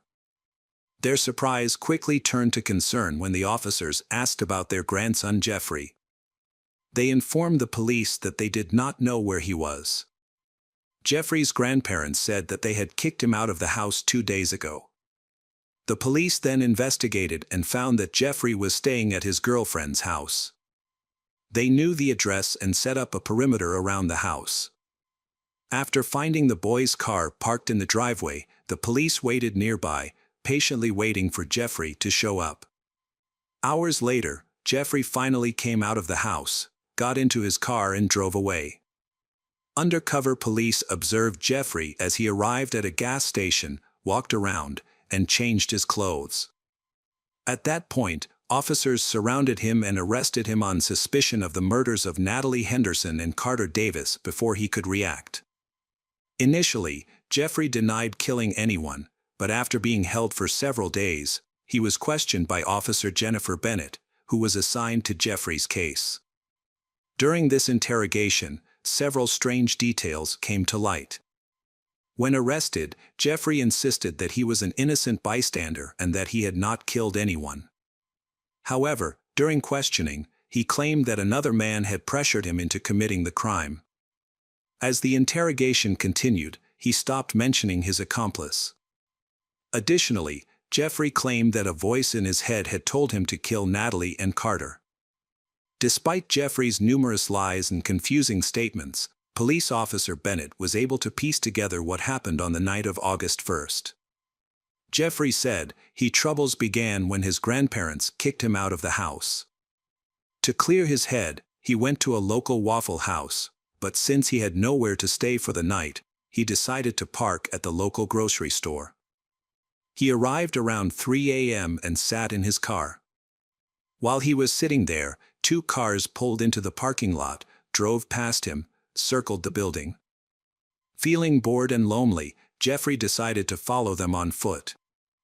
After the 2 cars parked side by side, Carter Davis got out of the car and got into the back seat of Natalie's car. Natalie then joined him in the back seat, saying they wanted some private time together. Unbeknownst to them, Jeffrey was hiding behind the nearby electrical panel, observing their interaction. However, Jeffrey climbed up a nearby service ladder to get a better view from the roof of the car. Jeffrey later claimed that he did not watch for long. Sadly, Jeffrey obtained his grandfather's gun after breaking into a safe just before being kicked out of his house. What he did next was horrific. He climbed down from the roof, approached Natalie's car, and demanded that Carter exit the vehicle. He struck Carter with the gun. In that moment of panic, Jeffrey realized Carter was taller and stronger, putting him at a disadvantage in a physical struggle. In a shocking act, he raised the gun and shot Carter in the head at close range, then ordered Natalie to get out of the car. Without detailing what he did to her, Jeffrey later shot Natalie in the back of the head after she turned away.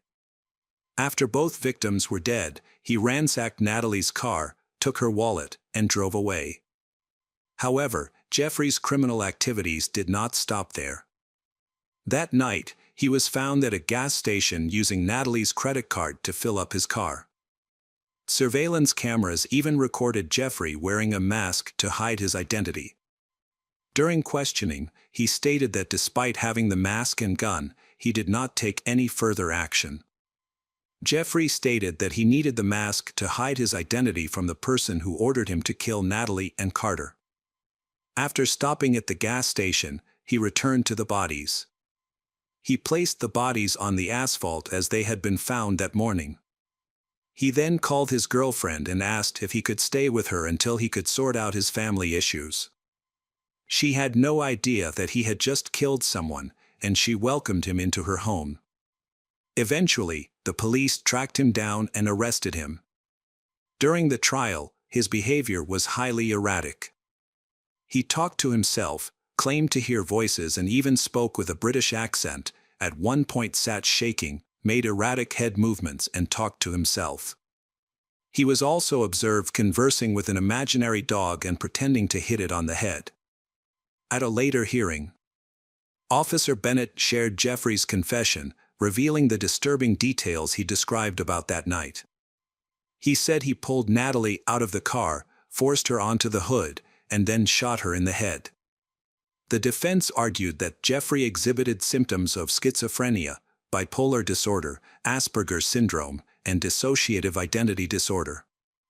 While each of these conditions can be controlled individually, the combination of all 4 conditions makes him an extremely unstable person. However, none of these conditions had been formally diagnosed. As such, he was deemed competent to stand trial and, with appropriate treatment, could become stable enough to understand the proceedings. Given the overwhelming amount of evidence, including forensic material from surveillance camera footage and seized items, the proof against him was strong. The prosecution quickly built a strong case against Jeffrey. The initial trial was scheduled for September 9, 2016, but it was postponed multiple times because he needed treatment. He was moved to a secure psychiatric hospital to continue his care until a new trial date was established. A hearing was conducted to evaluate Jeffrey's competence, particularly his ability to understand the legal proceedings. While he occasionally rocked in his chair, psychologists could not pinpoint his specific mental disorders. However, they diagnosed him with psychosis, which is a disorder that causes a disconnection from reality rather than a mental illness itself. Finally, on May 17, 2017, Jeffrey appeared in court as he was nearing recovery. He was not allowed to speak during treatment, so his attorney spoke on his behalf.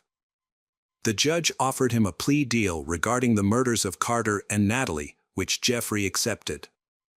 He was then sentenced to 2 life sentences without the possibility of parole, ensuring that Jeffrey would spend the rest of his life in prison or a mental hospital. Hello friends, welcome to our channel. Today we're going to take a look at another horrible case with you. The case of Anna Kriegel. Geraldine and Patrick Kriegel lived in Ireland. In 2006, they celebrated their 20th wedding anniversary. The couple had a strong relationship and dreamed of having a child. They understood that adopting a child from an orphanage required significant time and effort, as well as meeting strict requirements, but they remained hopeful. Both had successful careers and were financially stable while waiting for their adoption documents to be processed. Eventually, they received news that a 2-year-old girl from Russia was available for adoption. Her name was Anastasia, born on February 18, 2004, in Novokuznetsk. After her birth, she was placed in an orphanage because her biological mother could not provide her with a good life. On August 10, 2006, the family brought the little girl home, marking the day as their family holiday. They decided to keep her name and called her Anna for short. The happy moment when they heard Anna's laughter filled the house. Anna was loved by her parents. They made efforts to make their family happier. They went ice skating and planned summer tourism trips. The family often went on vacation to Patrick's hometown of Annecy, France, where they owned the house. Anna made several friends there and she looked forward to this trip every year, as she loved France and was even learning French. However, Anna struggled with learning English, and Patrick supported her in this so she could communicate better with her peers. Anna also found it difficult to form close relationships and express her emotions. Her time in the orphanage, where Anna lacked care, made her uncomfortable with being touched. Nevertheless, Geraldine and Patrick helped fill this emotional gap by loving and supporting Anna unconditionally.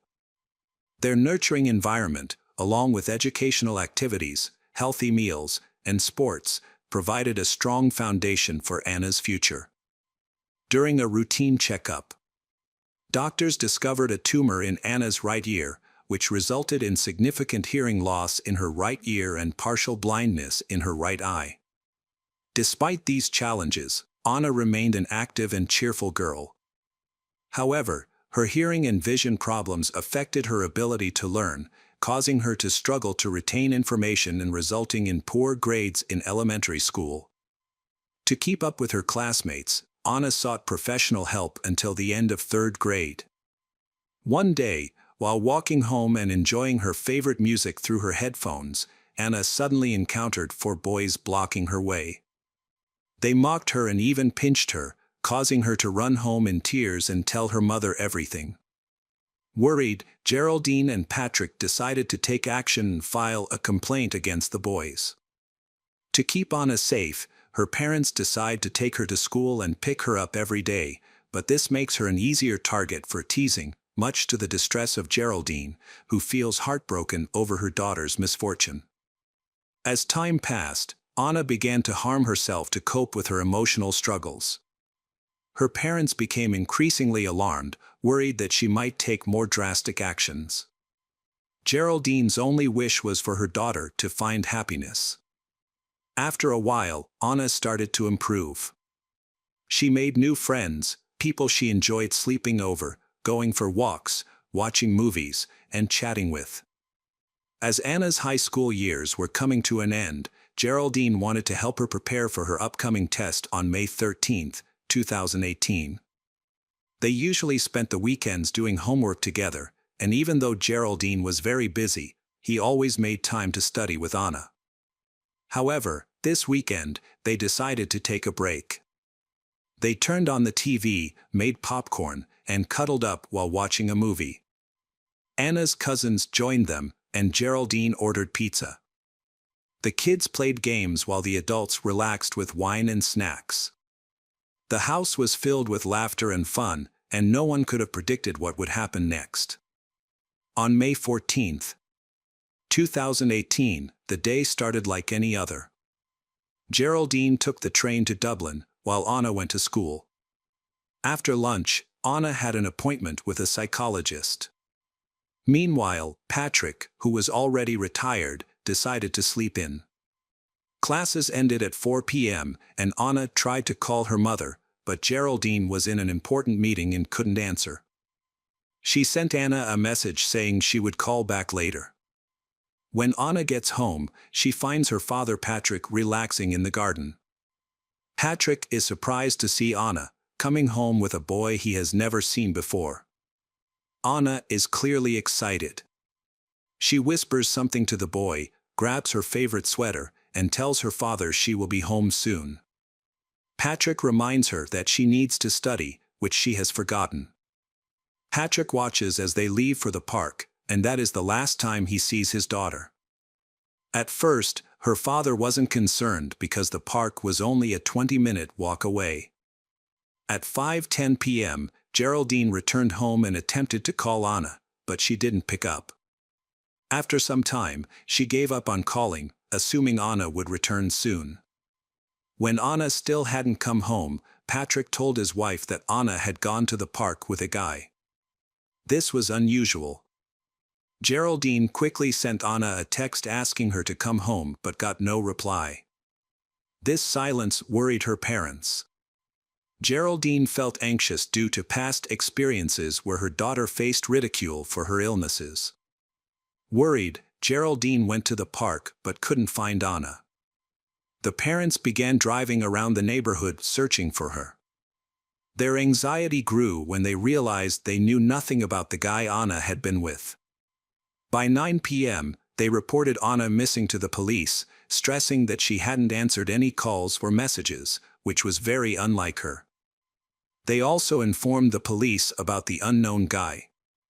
The police quickly located a young man named Boy B, who appeared surprised by their inquiry. When they asked him where Anna was, he explained that they had walked together until 5:40 p.m. and then parted ways. Following this, the police initiated a search for Anna, scouring the area and examining surveillance footage.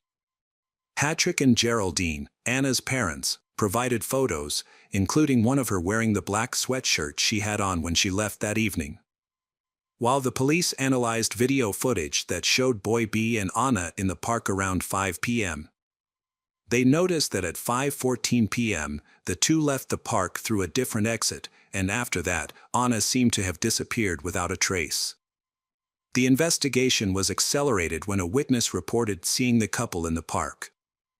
The video showed Boy B walking alone in the park at 5:49 p.m. When pressed by police, Boy B revealed that he had been with a friend named Boy A, who had feelings for Anna, and that he had facilitated their meeting. With this new lead, police stepped up their search efforts, sharing information about Anna's disappearance on social media and in local newspapers. At the same time, the search for Boy A started. His backpack was discovered, and security cameras captured him going in and out of the park, but there was a long period where he wasn't seen. Some people thought Anna might have run away, but that idea was quickly rejected. To solve the mystery of her disappearance, police carefully examined what happened in the park that day, looking closely at the actions of Boy B and Boy A with their parents present. The boys' interactions raised suspicions among the police, resulting in them being questioned separately. Boy B's testimony remained consistent, but Boy A's story differed. He was surprised when Boy B asked him to go with him, knowing that Anna had feelings for him. During their conversation, Boy A described a frightening incident in which two unknown men attacked them, leading to a struggle in which he injured one of the attackers. He showed police his injuries, including scratches and cuts to his face, suggesting that the unknown men might be involved in Anna's disappearance. As a result, the police asked for descriptions of the attackers and collected the boys' belongings for DNA testing. As the investigation continued, specialized search teams, including divers and rescue teams, were sent to examine local waters. A total of 60 people, including volunteers and Anna's family, assisted in the search for her. Her disappearance attracted significant media attention. Near the park, there was an old, abandoned farmhouse called Glenwood. An eyewitness saw some young people going inside, which led the police to investigate. The farmhouse was 2 stories high and covered 42 hectares of land, but it was in a state of disrepair, with many collapsed roofs and walls. It was puzzling why the police hadn't examined the place sooner. They began their search in the park and then moved towards the farmhouse, thoroughly checking both the house and the surrounding fields. Inside, the house was dark and empty. One of the officers was struck by a strong, foul odor that filled the room. The officers then discovered the body of a woman, surrounded by clothes and a broken phone. There were also traces of blood nearby, along with a brick and a large tree branch. Based on the clothing, it was determined that it was Anna's body. She had multiple wounds, and her neck was wrapped in duct tape. Her body lay among broken bottles and debris. The incident profoundly affected Geraldine and Patrick, as the loss of their beloved daughter was an unimaginable sorrow. The whole city was informed of the events, leaving many residents in shock. The farmhouse, which was once a safe place for children to play, had turned into the site of a terrible crime. On May 18, 2018, hundreds attended Anna Kriegel's funeral, wearing red and white armbands in her memory. The Eiffel Tower represented her love for her hometown, while her father honored her birthplace by wearing the Russian flag and carrying a doll. An autopsy revealed that Anna had suffered about a dozen injuries to her body, with numerous bruises and cuts concentrated on her head, face, and neck. The cause of death was determined to be blunt force trauma to the head. An asphyxiation suggested she had been raped. Evidence of semen was found at the scene. Her death occurred between 5:25 and 5:54 p.m., shortly after she left the park. At the entrance to the building, she was beaten with a heavy stick and then hit with a brick, leaving blood splattered on the wall. On May 24, police gathered all the evidence and arrested 2 teenagers, Boy B and Boy A, who were last seen with Anna. The townspeople were shocked, as both were suspected of killing her. In Boy A's backpack, they found a zombie mask with traces of Anna's blood, along with gloves and knee pads. Semen found at the crime scene matched Boy A's DNA, and Anna's blood was also found on his shoes and clothes. Despite the evidence against Boy A, no DNA was linked to Boy B. During questioning, Boy B admitted that he saw Anna enter an abandoned house with Boy A but claimed that he did not know what Boy A was up to.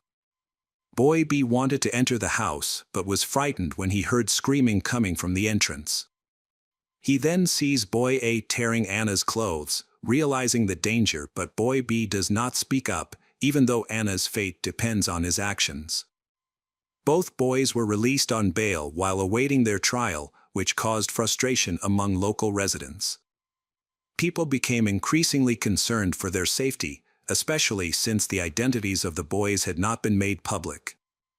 Both boys came from well-respected and successful families, and they had no previous criminal records or mental health issues, which surprised the community. Their case hearing took place on April 30, 2019. It was a closed hearing, with only the parents of the two teenagers in attendance. The prosecutor explained that Boy B deceived Anna into leaving her home by claiming she would meet Boy A, someone she was interested in. Instead, Boy B took her to an abandoned house where she was raped. The jury trial took place on June 12, 2019, and 5 days later, Boy A received a life sentence, with the option for a review after 12 years. Boy B was also convicted for Anna's death, despite insufficient physical evidence, and was sentenced to 15 years, eligible for review after 8 years. By law, their identities must remain confidential, and if released, they will be provided with new identities. However, Anna's parents endured the heaviest loss. Geraldine expressed that life without Anna lost its meaning. Patrick passed away on June 19, 2022, burdened with the guilt of allowing his daughter to go off with a stranger that day. Hello, crime enthusiasts, are you ready for another chilling investigation? The case of Marbella Valdez. One was born in Tijuana, Mexico's second-largest city, located in the state of Baja California. In 2020, when this case was being developed, one was 40 years old and owned a cleaning company. Although this was his main job, he seemed to have a true passion for the security sector. On one occasion, he interned at the forensic office of the state prosecutor's office. He is still passionate about being a law enforcement officer. Occasionally, he would even go out on the streets dressed in a police uniform. In August 2019, one met a 20-year-old girl named Marbella Valdez. She has a sweet and cheerful personality. She is often called Bella by her family and friends. As a child, she experienced many hardships. At the age of 5, she was sent to an orphanage. She continued to spend the following years in such facilities. According to local pastor David Lopez, who was present when the girl was admitted to the orphanage, she quickly demonstrated her kind nature and goodwill. This helped her win love and respect from the other children, as well as from the staff there. Although facing many difficulties, Marbella still feels optimistic and loves life. At the orphanage, she made friends like Brenda Valdez and Jairo Solana. Brenda became very close to her. Pastor David observed that they were often playing together and always by each other's side during various activities. They always love, help, and protect each other. Brenda took on the role of an older sister who was always there for her. Over time, Marbella started dreaming of a better future and successfully completed both primary and secondary school. She was considered a good student and actively participated in youth religious groups. She realized that progress comes from studying and working hard, so she started selling sweets to her schoolmates at the age of 16 and did extra work as a house cleaner. Fortunately, on her journey to success, Marbella had support. William Messick, an American IT executive, had been helping her and Brenda for some time. In 2014, he started a program to aid orphans from Tijuana, Mexico. His idea is to help children during the most difficult and vulnerable stages of their lives, until they are mature enough to face life on their own. Having been an orphan himself, William understood their struggles. His project included a scholarship program. After meeting Brenda, they formed a close bond, like father and daughter. Brenda told him about her friend, Marbella, from the orphanage, and soon he included Marbella in his program. In 2018, Marbella graduated from high school. She then enrolled at the Autonomous University of Baja California to pursue her dream of becoming a lawyer, with a focus on protecting children's rights. As she entered adulthood, William helped both Marbella and Brenda rent an apartment. Later, when she expressed her desire to live independently, and William once again supported her, acknowledging her maturity and sense of responsibility. During this time, she started university and also looked for a job to support herself. With William's help, she even purchased a car to commute easily between work, university, and home.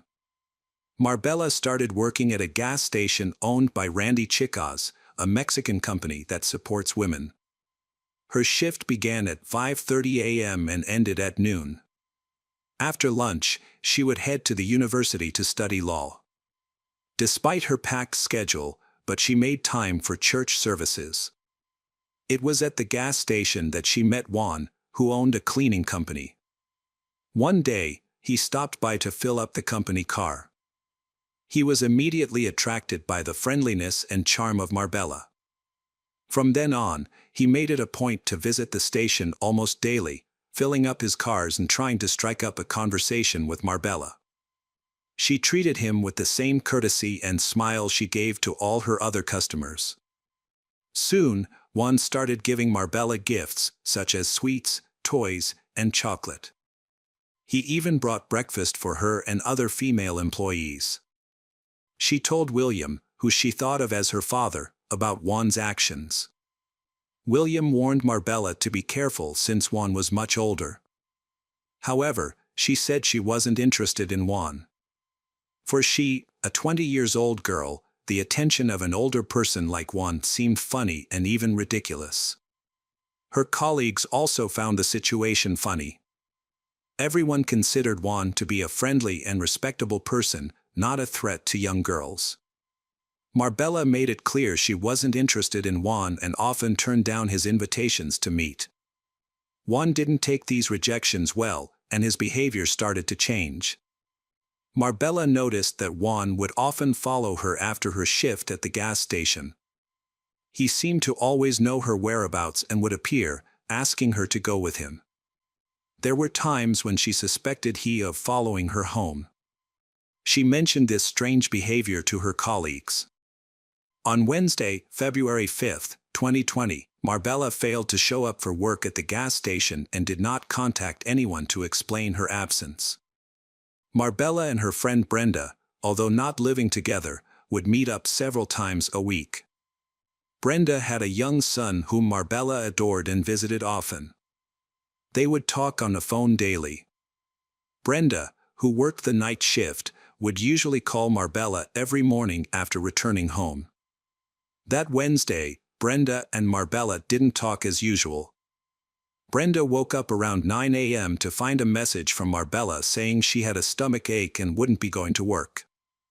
Instead, she planned to see a doctor. This message worried Brenda for two reasons: her health and the unusual manner in which the message was written. It was also strange that she didn't call. Brenda tried to reach Marbella but couldn't, so she contacted their mutual friends. However, none of them had any information about Marbella's whereabouts. The group of friends began searching for Marbella in local hospitals and medical centers, but they couldn't find her anywhere. Brenda and one of her friends decided to visit Marbella's house. They knocked on the door and rang the bell, but there was no answer. Normally, Marbella would leave a window slightly open for her friends to come and go. This time, the window was wide open. Brenda climbed in through the window and found the interior of the house looking as if Marbella had just come home from university. Her belongings, including books, clothes, bag, and car keys, were all in their usual places. However, Marbella is missing. Throughout the day, they searched various locations but found nothing. According to Brenda, they went to the police to report Marbella missing. However, because Marbella was an adult, police regulations required waiting 3 days before launching an official search. Despite this, an investigation began right away. Brenda and her friends started making flyers with Marbella's photo. Marbella was described as a young girl with brown eyes, long straight chestnut red hair, dark skin, a slim build, a height of 1.50 meters, and a weight of 45 kilograms. They posted and distributed these flyers throughout the city. At the same time, William used his network of contacts to launch a search campaign for Marbella.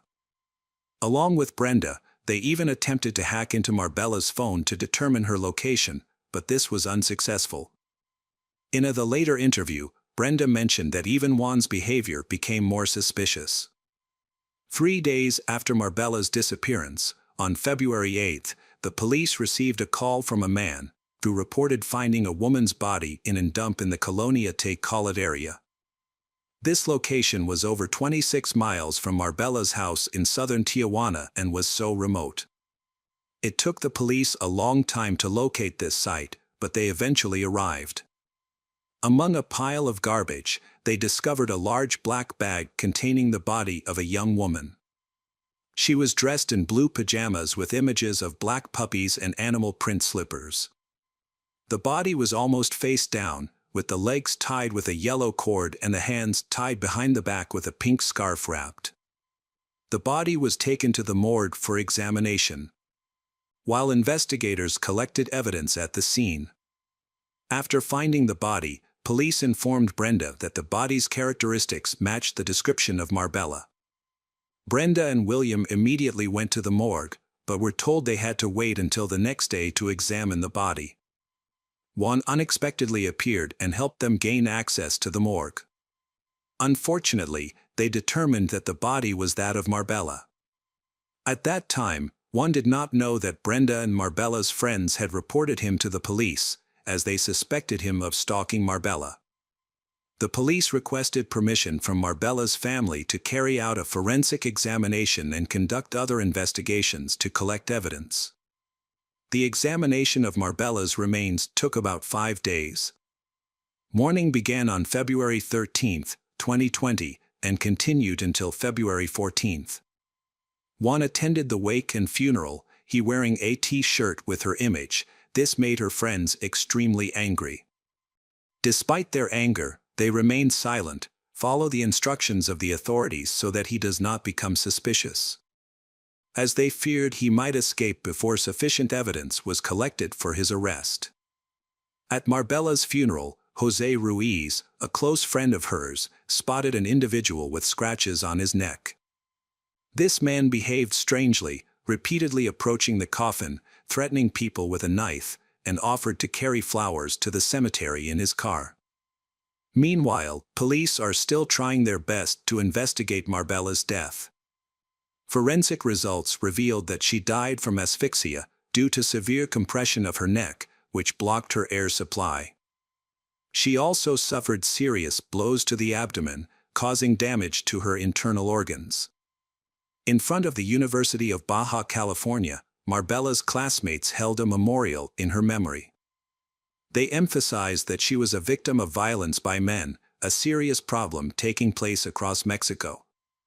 The investigation into Marbella's killing included interviews with people who knew her. Through the interviews, it was learned that a few days before she was killed, she had spoken to Juan. He said that he was a federal police officer in Baja California and worked as a specialist at the Attorney General's office. However, it was discovered that he had only interned at the Attorney General's office. Additionally, some media outlets reported that he had a criminal record and was imprisoned for offenses related to illegal substances in the state of Sonora. The results of a search of Marbella's car were even more troubling, as experts found a hidden geolocation device. Later, a search of Juan's house uncovered several similar devices and satellite detection receivers. This explains why he always knows where she is. However, the most compelling evidence came from a forensic examination of the body, which revealed fingerprints and semen. DNA analysis confirmed that these matched the genetic sample taken from Juan when he was brought in for questioning.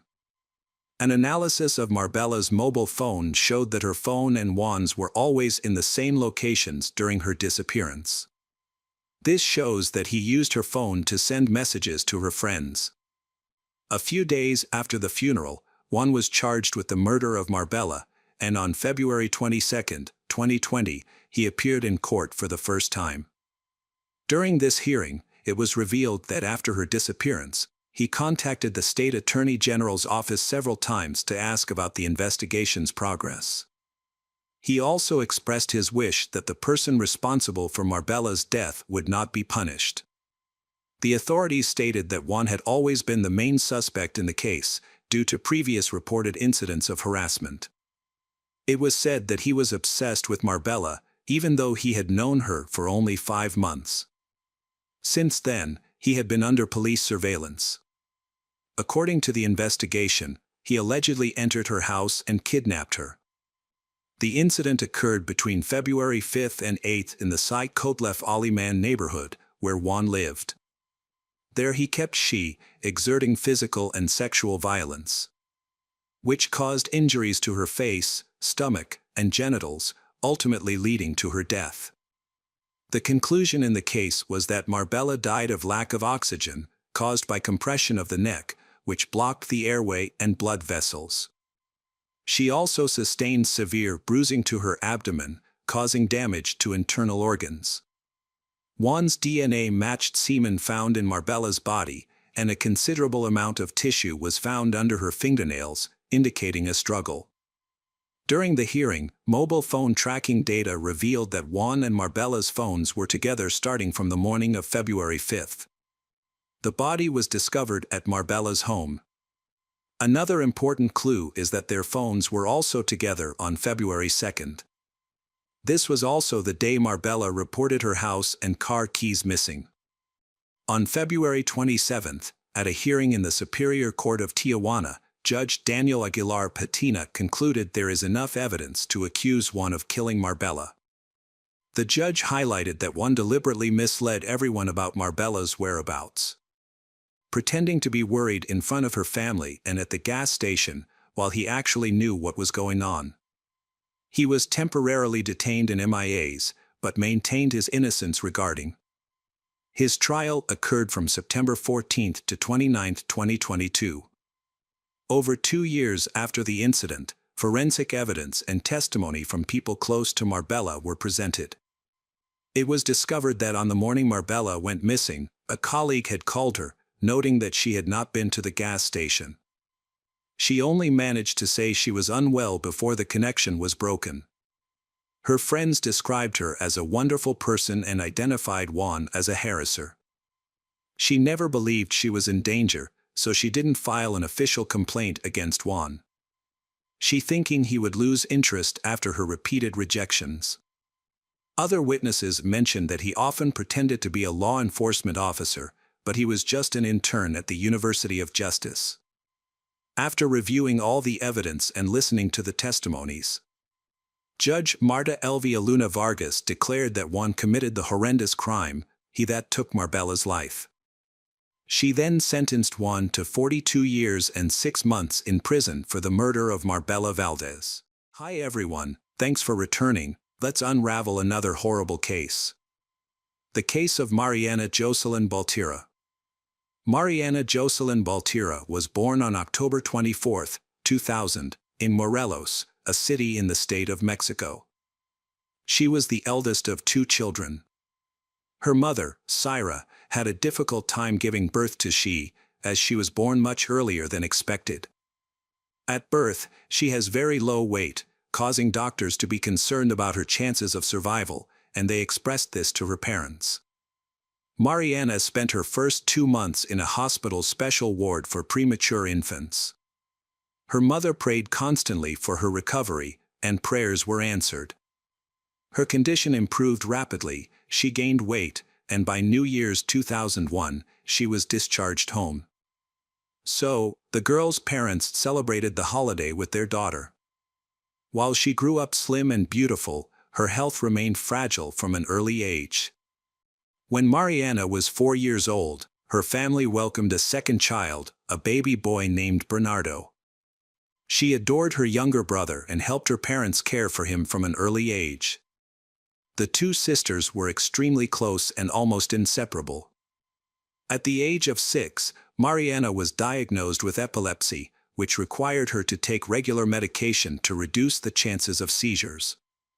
Thanks to effective treatment and regular supervision from experts, her condition was well managed, allowing her to live a relatively normal life, much like other children her age. She pays great attention to health care, always follows a routine and takes medicine on time.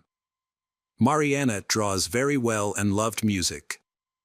She was kind, sincere, and open-hearted. Everyone who knew her spoke highly of her. Despite this, she was very modest and shy, especially during her teenage years.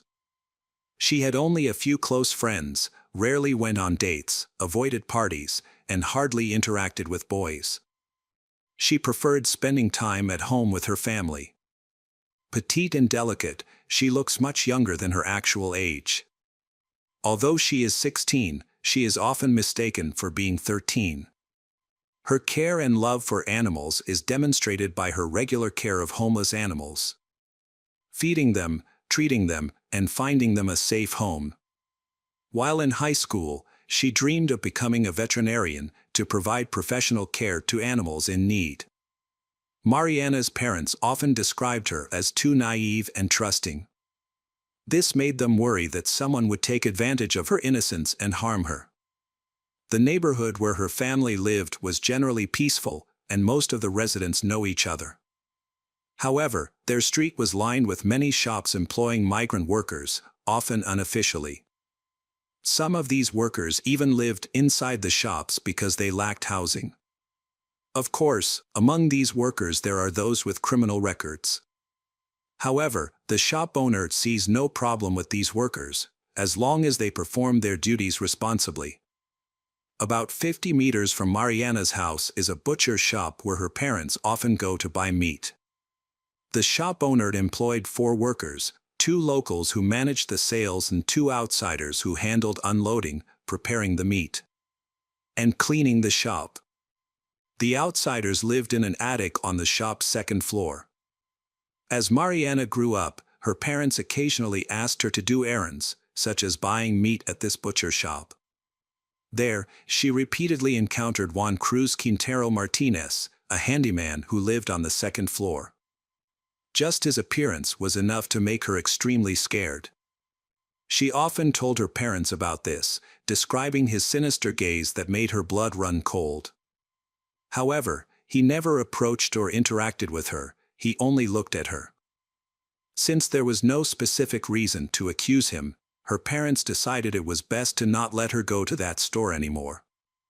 Instead, they began doing the shopping themselves. Then, one committed a minor theft, leading the store owner to fire him. From then on, no one heard from him for about a year.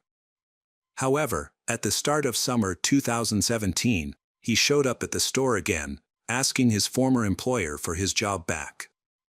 Surprisingly, he was rehired and moved back into the 2nd floor of the store. One day, Cyrus' niece was visiting their family. At that time, Mariana and her younger brother, Bernardo, were also at home because they have summer vacation. That morning, only Orlando, her father, had left the house around 9 a.m. Syra asked Mariana to go to the local supermarket to buy groceries for breakfast. Normally, she didn't let Mariana go out alone, but she thought her daughter was old enough to handle the task quickly and safely. It was bright outside, the streets were busy, and she believed nothing bad could possibly happen. Syra gave Mariana some money and asked her to buy milk, eggs, and vegetables. When little girl left the house, she wore an old t-shirt and pajama pants.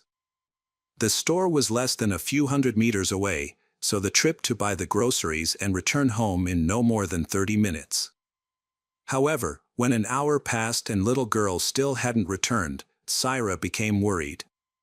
She had left her phone at home, so Syra, holding her little niece in her arms, went out to search for her daughter.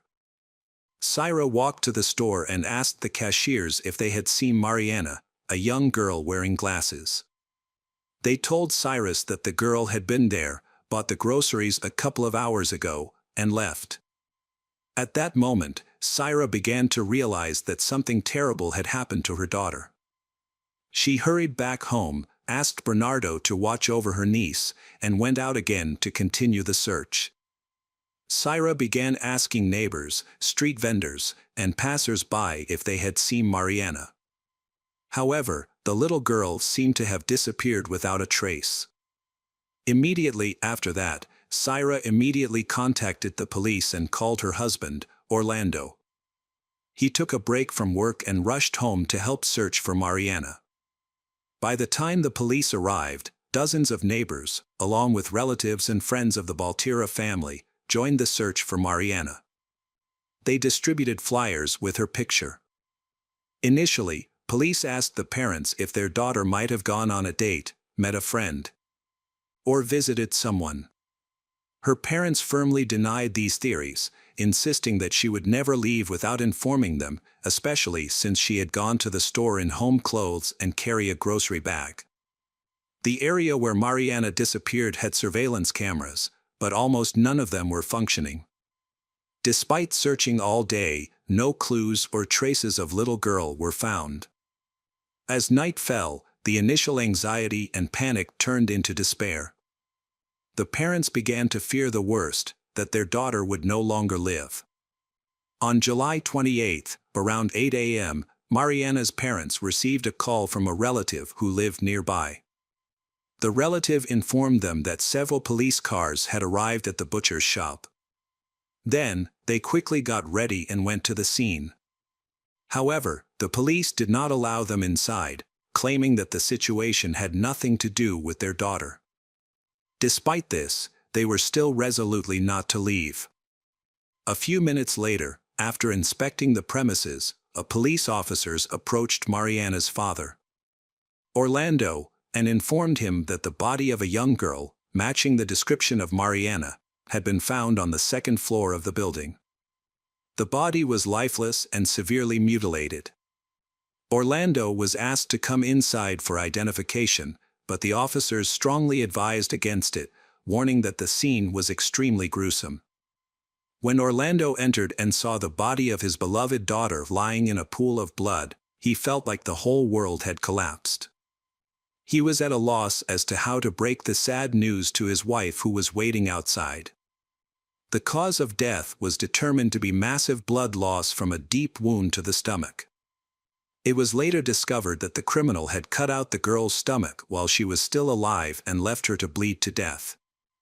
Experts concluded that Mariana died in the early hours of July 28, just hours before her body was discovered. This meant she had been alive for nearly 24 hours after her disappearance. During that time, the murderer continuously tortured the girl. Then he caused the wound that caused her death. The murder weapon was identified as a butcher knife, which was found on the floor near her body. The store owner discovered the horrific incident when he came to work in the morning. According to the butcher shop owner, every last Thursday of the month, the shop closes for cleaning. On this day, the owner focused on organizational tasks, held meetings with suppliers, and submitted reports to the tax inspectorate. Meanwhile, the employees disinfected and cleaned the premises. On Thursday morning, July 27, 2017, when the owner arrived at the store, he immediately noticed bloodstains on the floor. At first, he thought one of his employees who lived on the second floor might have been injured. However, upon going upstairs, he was stunned to see his employee's belongings covered in blood, as well as a knife and the body of a young girl in a pool of blood. Additionally, a significant amount of money was missing from the cash register, which the criminal had likely taken in fleeing the scene. Two employees who lived and worked at the store immediately became suspects. However, an hour later, one of them arrived at the store, just as shocked as everyone by what had happened. He said that the day before, he was busy, so he had to go back to his hometown, and the other employee agreed to cover his shift. The police determined his account to be truthful, as there was no evidence placing him at the crime scene. As a result, he was removed from the list of suspects. By that time, investigators had obtained CCTV footage from the supermarket where Mariana was shopping on the last day of her life. The footage showed little girl entering the store, followed a few minutes later by Juan Martinez, the butcher. His behavior was unsettling. He appeared to stalk her, like a predator tracking its prey. Without purchasing anything, he left the supermarket shortly after she After that, both of them vanished. Although there were street cameras in the area, they were not functioning. Additionally, none of the many passers-by or street vendors reported seeing anything unusual. Mariana's parents were adamant that their daughter would never willingly leave with Juan, regardless of what he might have said or done to persuade her. They believe he must have forced the girl into the butcher shop. However, this raised a question: why hadn't little girl screamed or called for help? Once again, no witnesses noticed anything out of the ordinary. In 2015, Juan came under police scrutiny for harassment and causing serious bodily harm. He had started working as an assistant in a butcher's shop earlier that year. According to the shop owner, he was diligent and raised no concerns for a long time. However, in mid-2016, he was caught stealing money and was fired. After losing his job, he moved back to the suburbs to live with his parents. There, he lived with his old and weak mother and his sister, who was her primary caregiver. Juan took advantage of his family, stealing money and belongings from the house. He abusing alcohol and illegal drugs. He frequently physically assaulted his mother and sister. Eventually, his sister, fed up with his abusive behavior, threatened to report him to the police. Because he was afraid of being arrested by the police, he decided to leave home. He went to his old employer, the owner of a butcher's shop, and asked to be rehired. The owner agreed, giving him both a job and allowed him to live on the second floor of the store. This happened in mid-June, about a month before a tragic incident unfolded. At first, Juan performed his work diligently. However, about a week later, he meets Mariana, who has changed and matured over the past year. While little girl avoided any interaction with him and never shopped at the butcher's shop, he began stalking her, following her through the streets and observing her daily routes. Another butcher, the who lives with Juan on the second floor, noticed his obsession with Mariana. Little did he know that Juan would soon commit a horrific crime. After Juan was identified as the sole suspect in the rape and murder of Mariana, all available resources were mobilized to find him. The police initially focused on his home, suspecting that his relatives might help him evade capture. However, his sister insisted that he was not welcome there and explained that he knew his family would immediately turn him in to the authorities. She showed no surprise over the horrific crime he had committed. In fact, she revealed that he had previously raped their elderly mother and even attacked her with a knife, threatening to cut her open like a pig if she didn't give him money for drugs. Finding Juan was a top priority for the police because he was highly aggressive, cruel, and a serious threat to others. The money he stole from the cash register could have lasted him a long time, but no one knew what he might do next. Will he reoffend after killing Mariana? For an entire month, the police searched the Morelos area and nearby suburbs, believing he couldn't have gone far. However, over time, they still could not find he. Information about Mariana's murder quickly spread nationwide through the media, causing police forces across the country to simultaneously hunt for the cruel murderer. Juan's photograph was broadcast daily on television, printed on the front pages of newspapers, and plastered on streets nationwide with the label "Ruthless Killer at Large." A substantial bounty was offered for any information about his location or help in capturing him, and the reward amount kept increasing. Yet, despite these efforts, the case made no progress. The search for Juan was very difficult. He had no contact with his family, no friends, no social media accounts, no mobile phone, and he didn't use credit cards. After 6 months of trying to locate him without any success, the reward for information about him was raised to about $250,000. Even so, there were no leads. Juan was finally captured in August 2019, 2 years after Mariana's murder. He was found nearly 1,000 kilometers away from the crime scene. In another state, thanks to an elderly woman who recognized him on the street. She noticed his suspicious behavior, as he constantly hid his face with a hood and sunglasses, and reported him to the police. She unaware that he was one of the most wanted criminals in Mexico. Juan was arrested right on the street, and to the surprise of the authorities, he did not resist. He calmly extended his hands, allowing officers to put handcuffs on him. The next day, after confirming his identity, the authorities transported him to Morelos, where the crime took place. He was placed in custody in a local prison while awaiting trial. In May 2022, 5 years after the tragic incident, the court sentenced Juan Cruz Quintero Martinez, who committed the murder and rape, to life in prison without parole. He must also pay approximately $49,000 in compensation for the damages he caused to Mariana's family. Mariana's parents and younger brother expressed that the arrest of her killer brought them great relief, as it ensured he could no longer harm other girls. However, they also acknowledged that no punishment, not even life imprisonment or restitution, could ease the pain in their hearts. Their beloved daughter and older sister was gone, and they would have to carry this sorrow for the rest of their lives. Welcome back, detectives. Let's dive into another horrible case. The case of Laura Conley.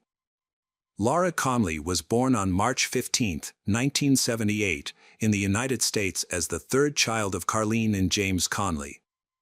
She grew up happily with her sisters, enjoying a loving and caring family environment. However, everything changed when Carlene and James divorced. At that time, Laura was a teenager and deeply affected by her parents' separation. Struggling with her emotions, she turned to alcohol for comfort, which eventually led to an addiction to psychotropic substances. Her mother believes Laura's addiction stems from the failure of their marriage. Carlene was born on June 13, 1945, in Virginia. Her 3 daughters were her top priority. Carlene blamed herself for the impact the divorce had on her youngest daughter, Laura. Carlene was always understanding and helpful to Laura, especially during difficult times.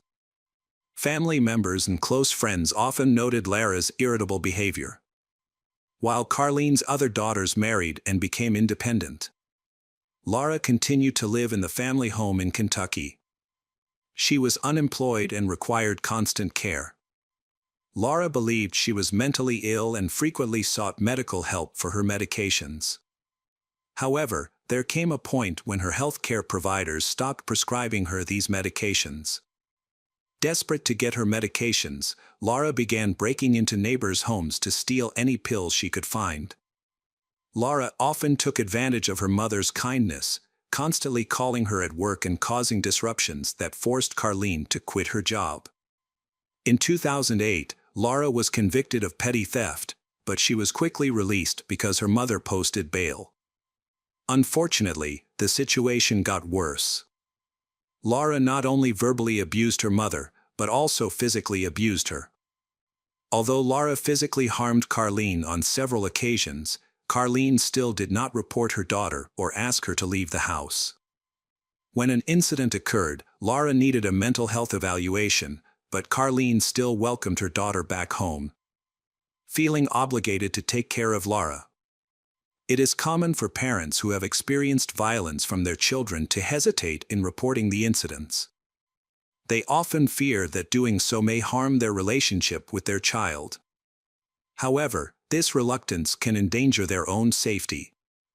Laura's violent behavior was not only directed at her mother, it also extended to her boyfriend, Chris Lewin. Laura faced legal consequences for her actions against him on 2 separate occasions.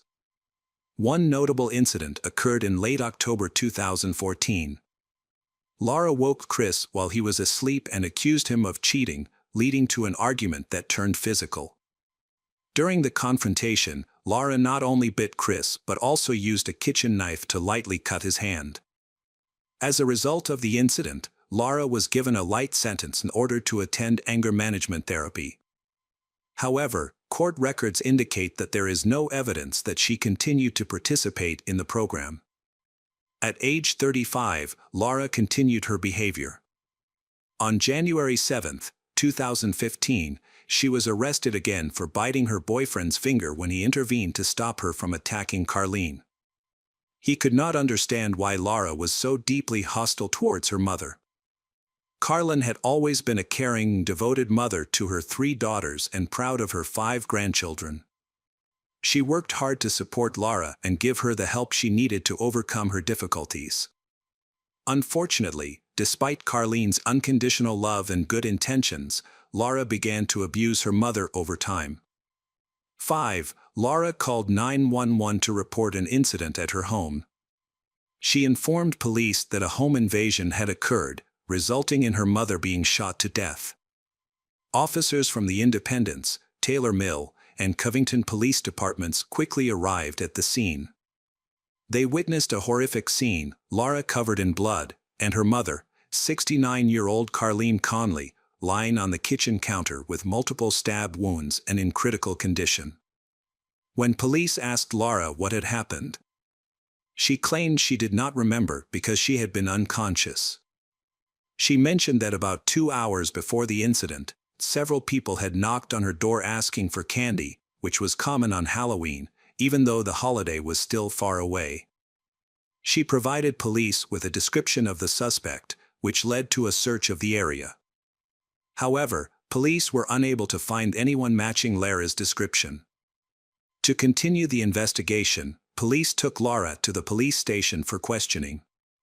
After arriving at the police station, Lara provided additional details. She mentioned that she was being pursued for money owed to drug dealers. Additionally, Lara gave police inconsistent accounts of how she found her mother's body. Initially, she said that she found Carlene dead when she returned home. However, in the same conversation, she later said that after waking up in the basement, she went upstairs and found her mother dead on the kitchen floor. However, police Mike Richmond and Jim Moore quickly connected Lara to the crime within hours of starting their investigation. It became clear that she had lied to the police about what happened.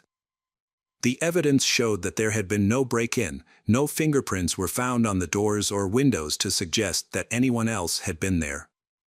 This led to the conclusion that Lara was the only person in the house when Carlene was murdered. Therefore, in the early morning of Sunday, March 15th, while Lara was celebrating her 37th birthday, the police arrested her for Carlene's murder. The next day, Monday, March 16th, Lara appeared before the judge via video link and stated that she pleaded not guilty. Police later booked her into the county jail without bail on charges of murder and domestic violence. She was also ordered not to contact her boyfriend. Prosecutor Rob Sanders said Carlene's murder would have a significant impact on the community, which is typically quiet and has a low crime rate. The medical examiner's report found that the attack on Carlene was severe, with an autopsy showing she had been stabbed 77 times, with 27 stab wounds and 2 bite wounds. On March 24th, Lara appeared in court and told the judge that she had no money, assets, or property, so she could not afford an attorney. The judge appointed a public defender for her and the hearing began. During the court proceedings, Officer Michael confirmed that Lara had opened the door to the police and that she was the only person in the house other than Carlene. He described finding Carlene on the kitchen floor, surrounded by several knives. He also noted that Lara was covered in blood, with her shirt, arms, legs, face, lips, and nose all covered in blood. After hearing the police testimony, the judge sent the case to the jury, who convicted Lara Conley of murder on April 16, 2015. Lara's trial began on January 3, 2017, nearly a year and 9 months after the crime. The jury heard testimony from about 30 witnesses. The prosecution presented evidence from police officers involved in the investigation and from Carlene's family. In contrast, the defense argued that Lara acted in self-defense due to severe emotional distress. The defense claimed that the knife attack was in response to an attack by her mother. When Lara took the stand, she explained to the jury that she and her mother had argued about her birthday celebration. During the argument, her mother hit her on the head with a heavy object. Laura testified that she could not remember anything that happened after that, including how she got injured or her 911 call. The jury learned that a physical examination of Laura after the crime revealed she had cuts on her head and back, bruises on her body, and a hematoma under her eye. On March 23, 2017, the parties presented their closing arguments. Assistant District Attorney Lawrence summarized the evidence and highlighted the many conflicting and unconfirmed accounts the Laura presented. Later that day, after 3 hours of deliberation, the jury found Laura Conley guilty of first-degree murder and recommended a 27-year prison sentence. Laura's legal team filed for a retrial, claiming that her sentence was unfair. The lawyers argued that Laura was dealing with mental health issues, including bipolar disorder, depression, anxiety, and panic attacks. In their appeal, the defense emphasized that Laura had consumed large amounts of alcohol and a drug intended to cause drowsiness shortly before the incident. However, the judge rejected the appeal and ordered a psychological evaluation by court-appointed experts. The defense argued for the cancellation of the preliminary trial and requested a new trial, claiming that the initial trial was flawed, leading to Laura's guilty verdict. The prosecutor was allowed to use evidence from a prior assault committed by Laura. In June 2019, the Kent Supreme Court ruled that the trial court had made a mistake, which led to the overturning of Laura's 27-year prison sentence for her mother's murder and ordered a new trial. However, instead of going through a retrial, Laura opted to accept a plea agreement, which reduced her sentence to 20 years. As a result, she will be eligible for parole in 2032. Currently, Laura is incarcerated at the Women's Correctional Facility in Kent, where she is serving her sentence. Laura killed her own mother and displayed no remorse, leaving unresolved questions about her motives. Additionally, in just 10 years, Laura could be released. Welcome back, detectives. Let's dive into another horrible case. The case of Sarah Ludeman. Sarah Ludeman was born on December 7, 1990 in the United States. Her father, Charles, was a taxi driver, and her mother, Gay, was a surgeon. Although they were originally from New York, they moved to Florida in search of a better living environment. During her school years, Sarah faced ridicule from her classmates because of her weight, which had a significant impact on her psychological well-being. To cope with this, she turned to her father for support. From then on, she became very close to her father. She often sat next to him in a taxi, turned on the radio at high volume and sang along to country songs. Charles introduced her to new lessons, games, and concerts. Over time, Sarah became more confident, and during her high school years at Johns Hopkins in St. Petersburg, she made many friends. She graduated with excellent grades, and many teachers recognized her potential, predicting a bright future for her. Sarah was a bright and talented young woman who excelled in her studies and aspired to be a veterinarian. Her parents, Charles and Gay, were proud of her career choice as it reflected her deep kindness and compassion. While many of her friends were starting to date, Sarah found herself attracted only to unattainable figures, like famous musicians and athletes. By the age of 16, Sarah was content living her own life without the desire for romantic relationships. Very close to her, although they never met, was another girl her age named Rachel Wade. Rachel was born on February 27, 1990. Her family was a typical American middle-class family. Her mother worked as a teacher's assistant at an elementary school, and her father was a truck driver. Rachel was a quiet child who loved to play and have fun. Everything changed for Rachel when she entered her teenage years. At 15, she became withdrawn, moody, and frequently argued with her parents, particularly her mother. Misunderstandings arose for various reasons, such as Rachel's refusal to help with household chores or disagreements about her friends. When she was unhappy with something, she would run away.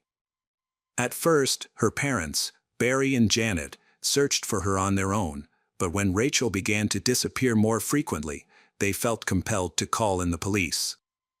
They soon realized that Rachel's main problem was her desire to impress boys. She became obsessed with them, and when a boy showed interest in her, she would focus on him and ignore everything else. Rachel fell into a cycle of moving from one relationship to another. By the time she turned 17, her parents had lost all patience. They were exhausted from searching for her and trying to convince her to come home. Rachel became increasingly difficult to handle, even resorting to violence against her parents. During her last attempt to leave, she was open about her plans. She told Barry and Janet that she intended to move in with a guy named Javier Loboe. At that point, she was just a month away from her 17th birthday. Rachel's relationship with Javier ended abruptly. As expected, the police were called to their apartment several times due to arguments. When they broke up, Rachel wasn't too upset. She quickly found comfort with another friend of Javier's, Joshua Camacho. Joshua, with sharp facial features, curly black hair, and golden skin that captivated her. He was physically strong and had a way with words. After high school, he didn't pursue further education and instead took on odd jobs. He enjoyed taking selfies, posing with a gun, or showing off a tattoo. Joshua often relied on the girls for support and rarely accomplished anything on his own. Erin Slow Tower, Joshua's ex-lover, became pregnant and gave birth to a child. Joshua took no responsibility for his daughter and did not pay any child support. Instead, he continued to live a carefree life in his parents' house, with no plans for the future. Joshua had a knack for attracting new girls. However, he was very controlling and even argued with his girlfriend. Joshua dropped out of school and worked as a waiter, which helped him pay for his apartment. From the beginning, he tried to assert his dominance over Rachel, controlling her every move. Later they broke up several times, but each breakup only made Rachel love him more, and she was always the first to come back. One day, Sarah Ludeman visited the restaurant where Joshua worked, and her life changed forever. She fell in love with him at first sight. Joshua made Sarah feel extremely special. Soon, Sarah mustered up the courage and told her parents about her feelings. However, Charles and Gay doubted the sincerity of Joshua, who clearly loved no one but himself and only met gullible and naive girls who could easily believe his charming words. Her parents decided to be patient, hoping that the relationship would eventually end on its own.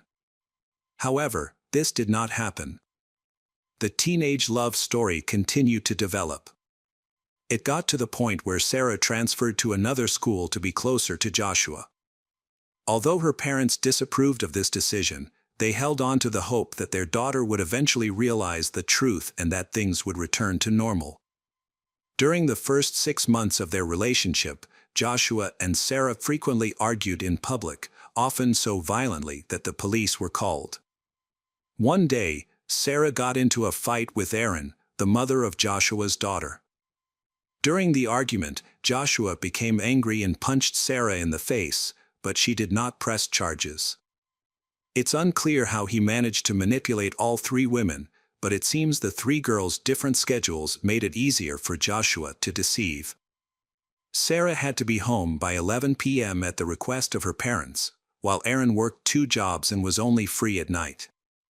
Despite her jealousy and sometimes finding Joshua with other women, Erin always returned to him. Rachel, on the other hand, had a busy job but had her own apartment, where Joshua would sometimes stay. When Sarah and Rachel discover each other, instead of facing Joshua together, they focus on competing for his affection. Their rivalry takes place primarily online through text messages and social media. Both girls are certain that they will win Joshua's heart, believing that he will eventually choose one of them. This leads to incidents such as slashed tires, broken mirrors, and street arguments. Their behavior worries their parents, who feel helpless and unsure of how to intervene. Conflict between Sarah and Rachel escalated from simple online arguments and minor issues to serious threats of violence. After Joshua and Sarah's trip to New York, Sarah posted photos of them together on MySpace, which greatly angered Rachel. On August 29, 2008, Rachel left an angry voice message for Sarah, threatening her life. In her message, Rachel not only expressed her anger, but also bragged about how financially independent and attractive she was. Sarah later saved these messages, possibly out of fear for her safety. Rachel had been texting Sarah all morning, bragging about her relationship with Joshua.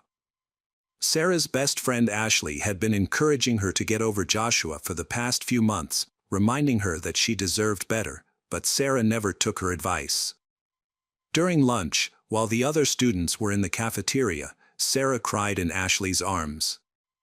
Ashley tried to cheer her up by suggesting that they go to the mall or the movies after school, but Sarah refused, insisting that she needed to talk to Joshua. Her situation worsened when she went to Rachel's MySpace page and saw a post in which Rachel expressed her love for Joshua.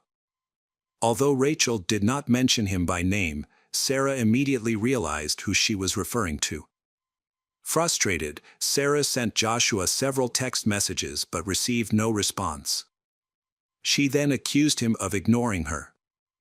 Joshua eventually responded but tried to change the subject away from Rachel. After a few messages, Sarah rushed to see him. Meanwhile, Rachel, who had the day off from work, offered to spend time with Joshua, but he refused, saying that he needed to take care of his sister's children. Not believing his excuses, Rachel decides to go to his sister Janet's house to confirm if Joshua is lying.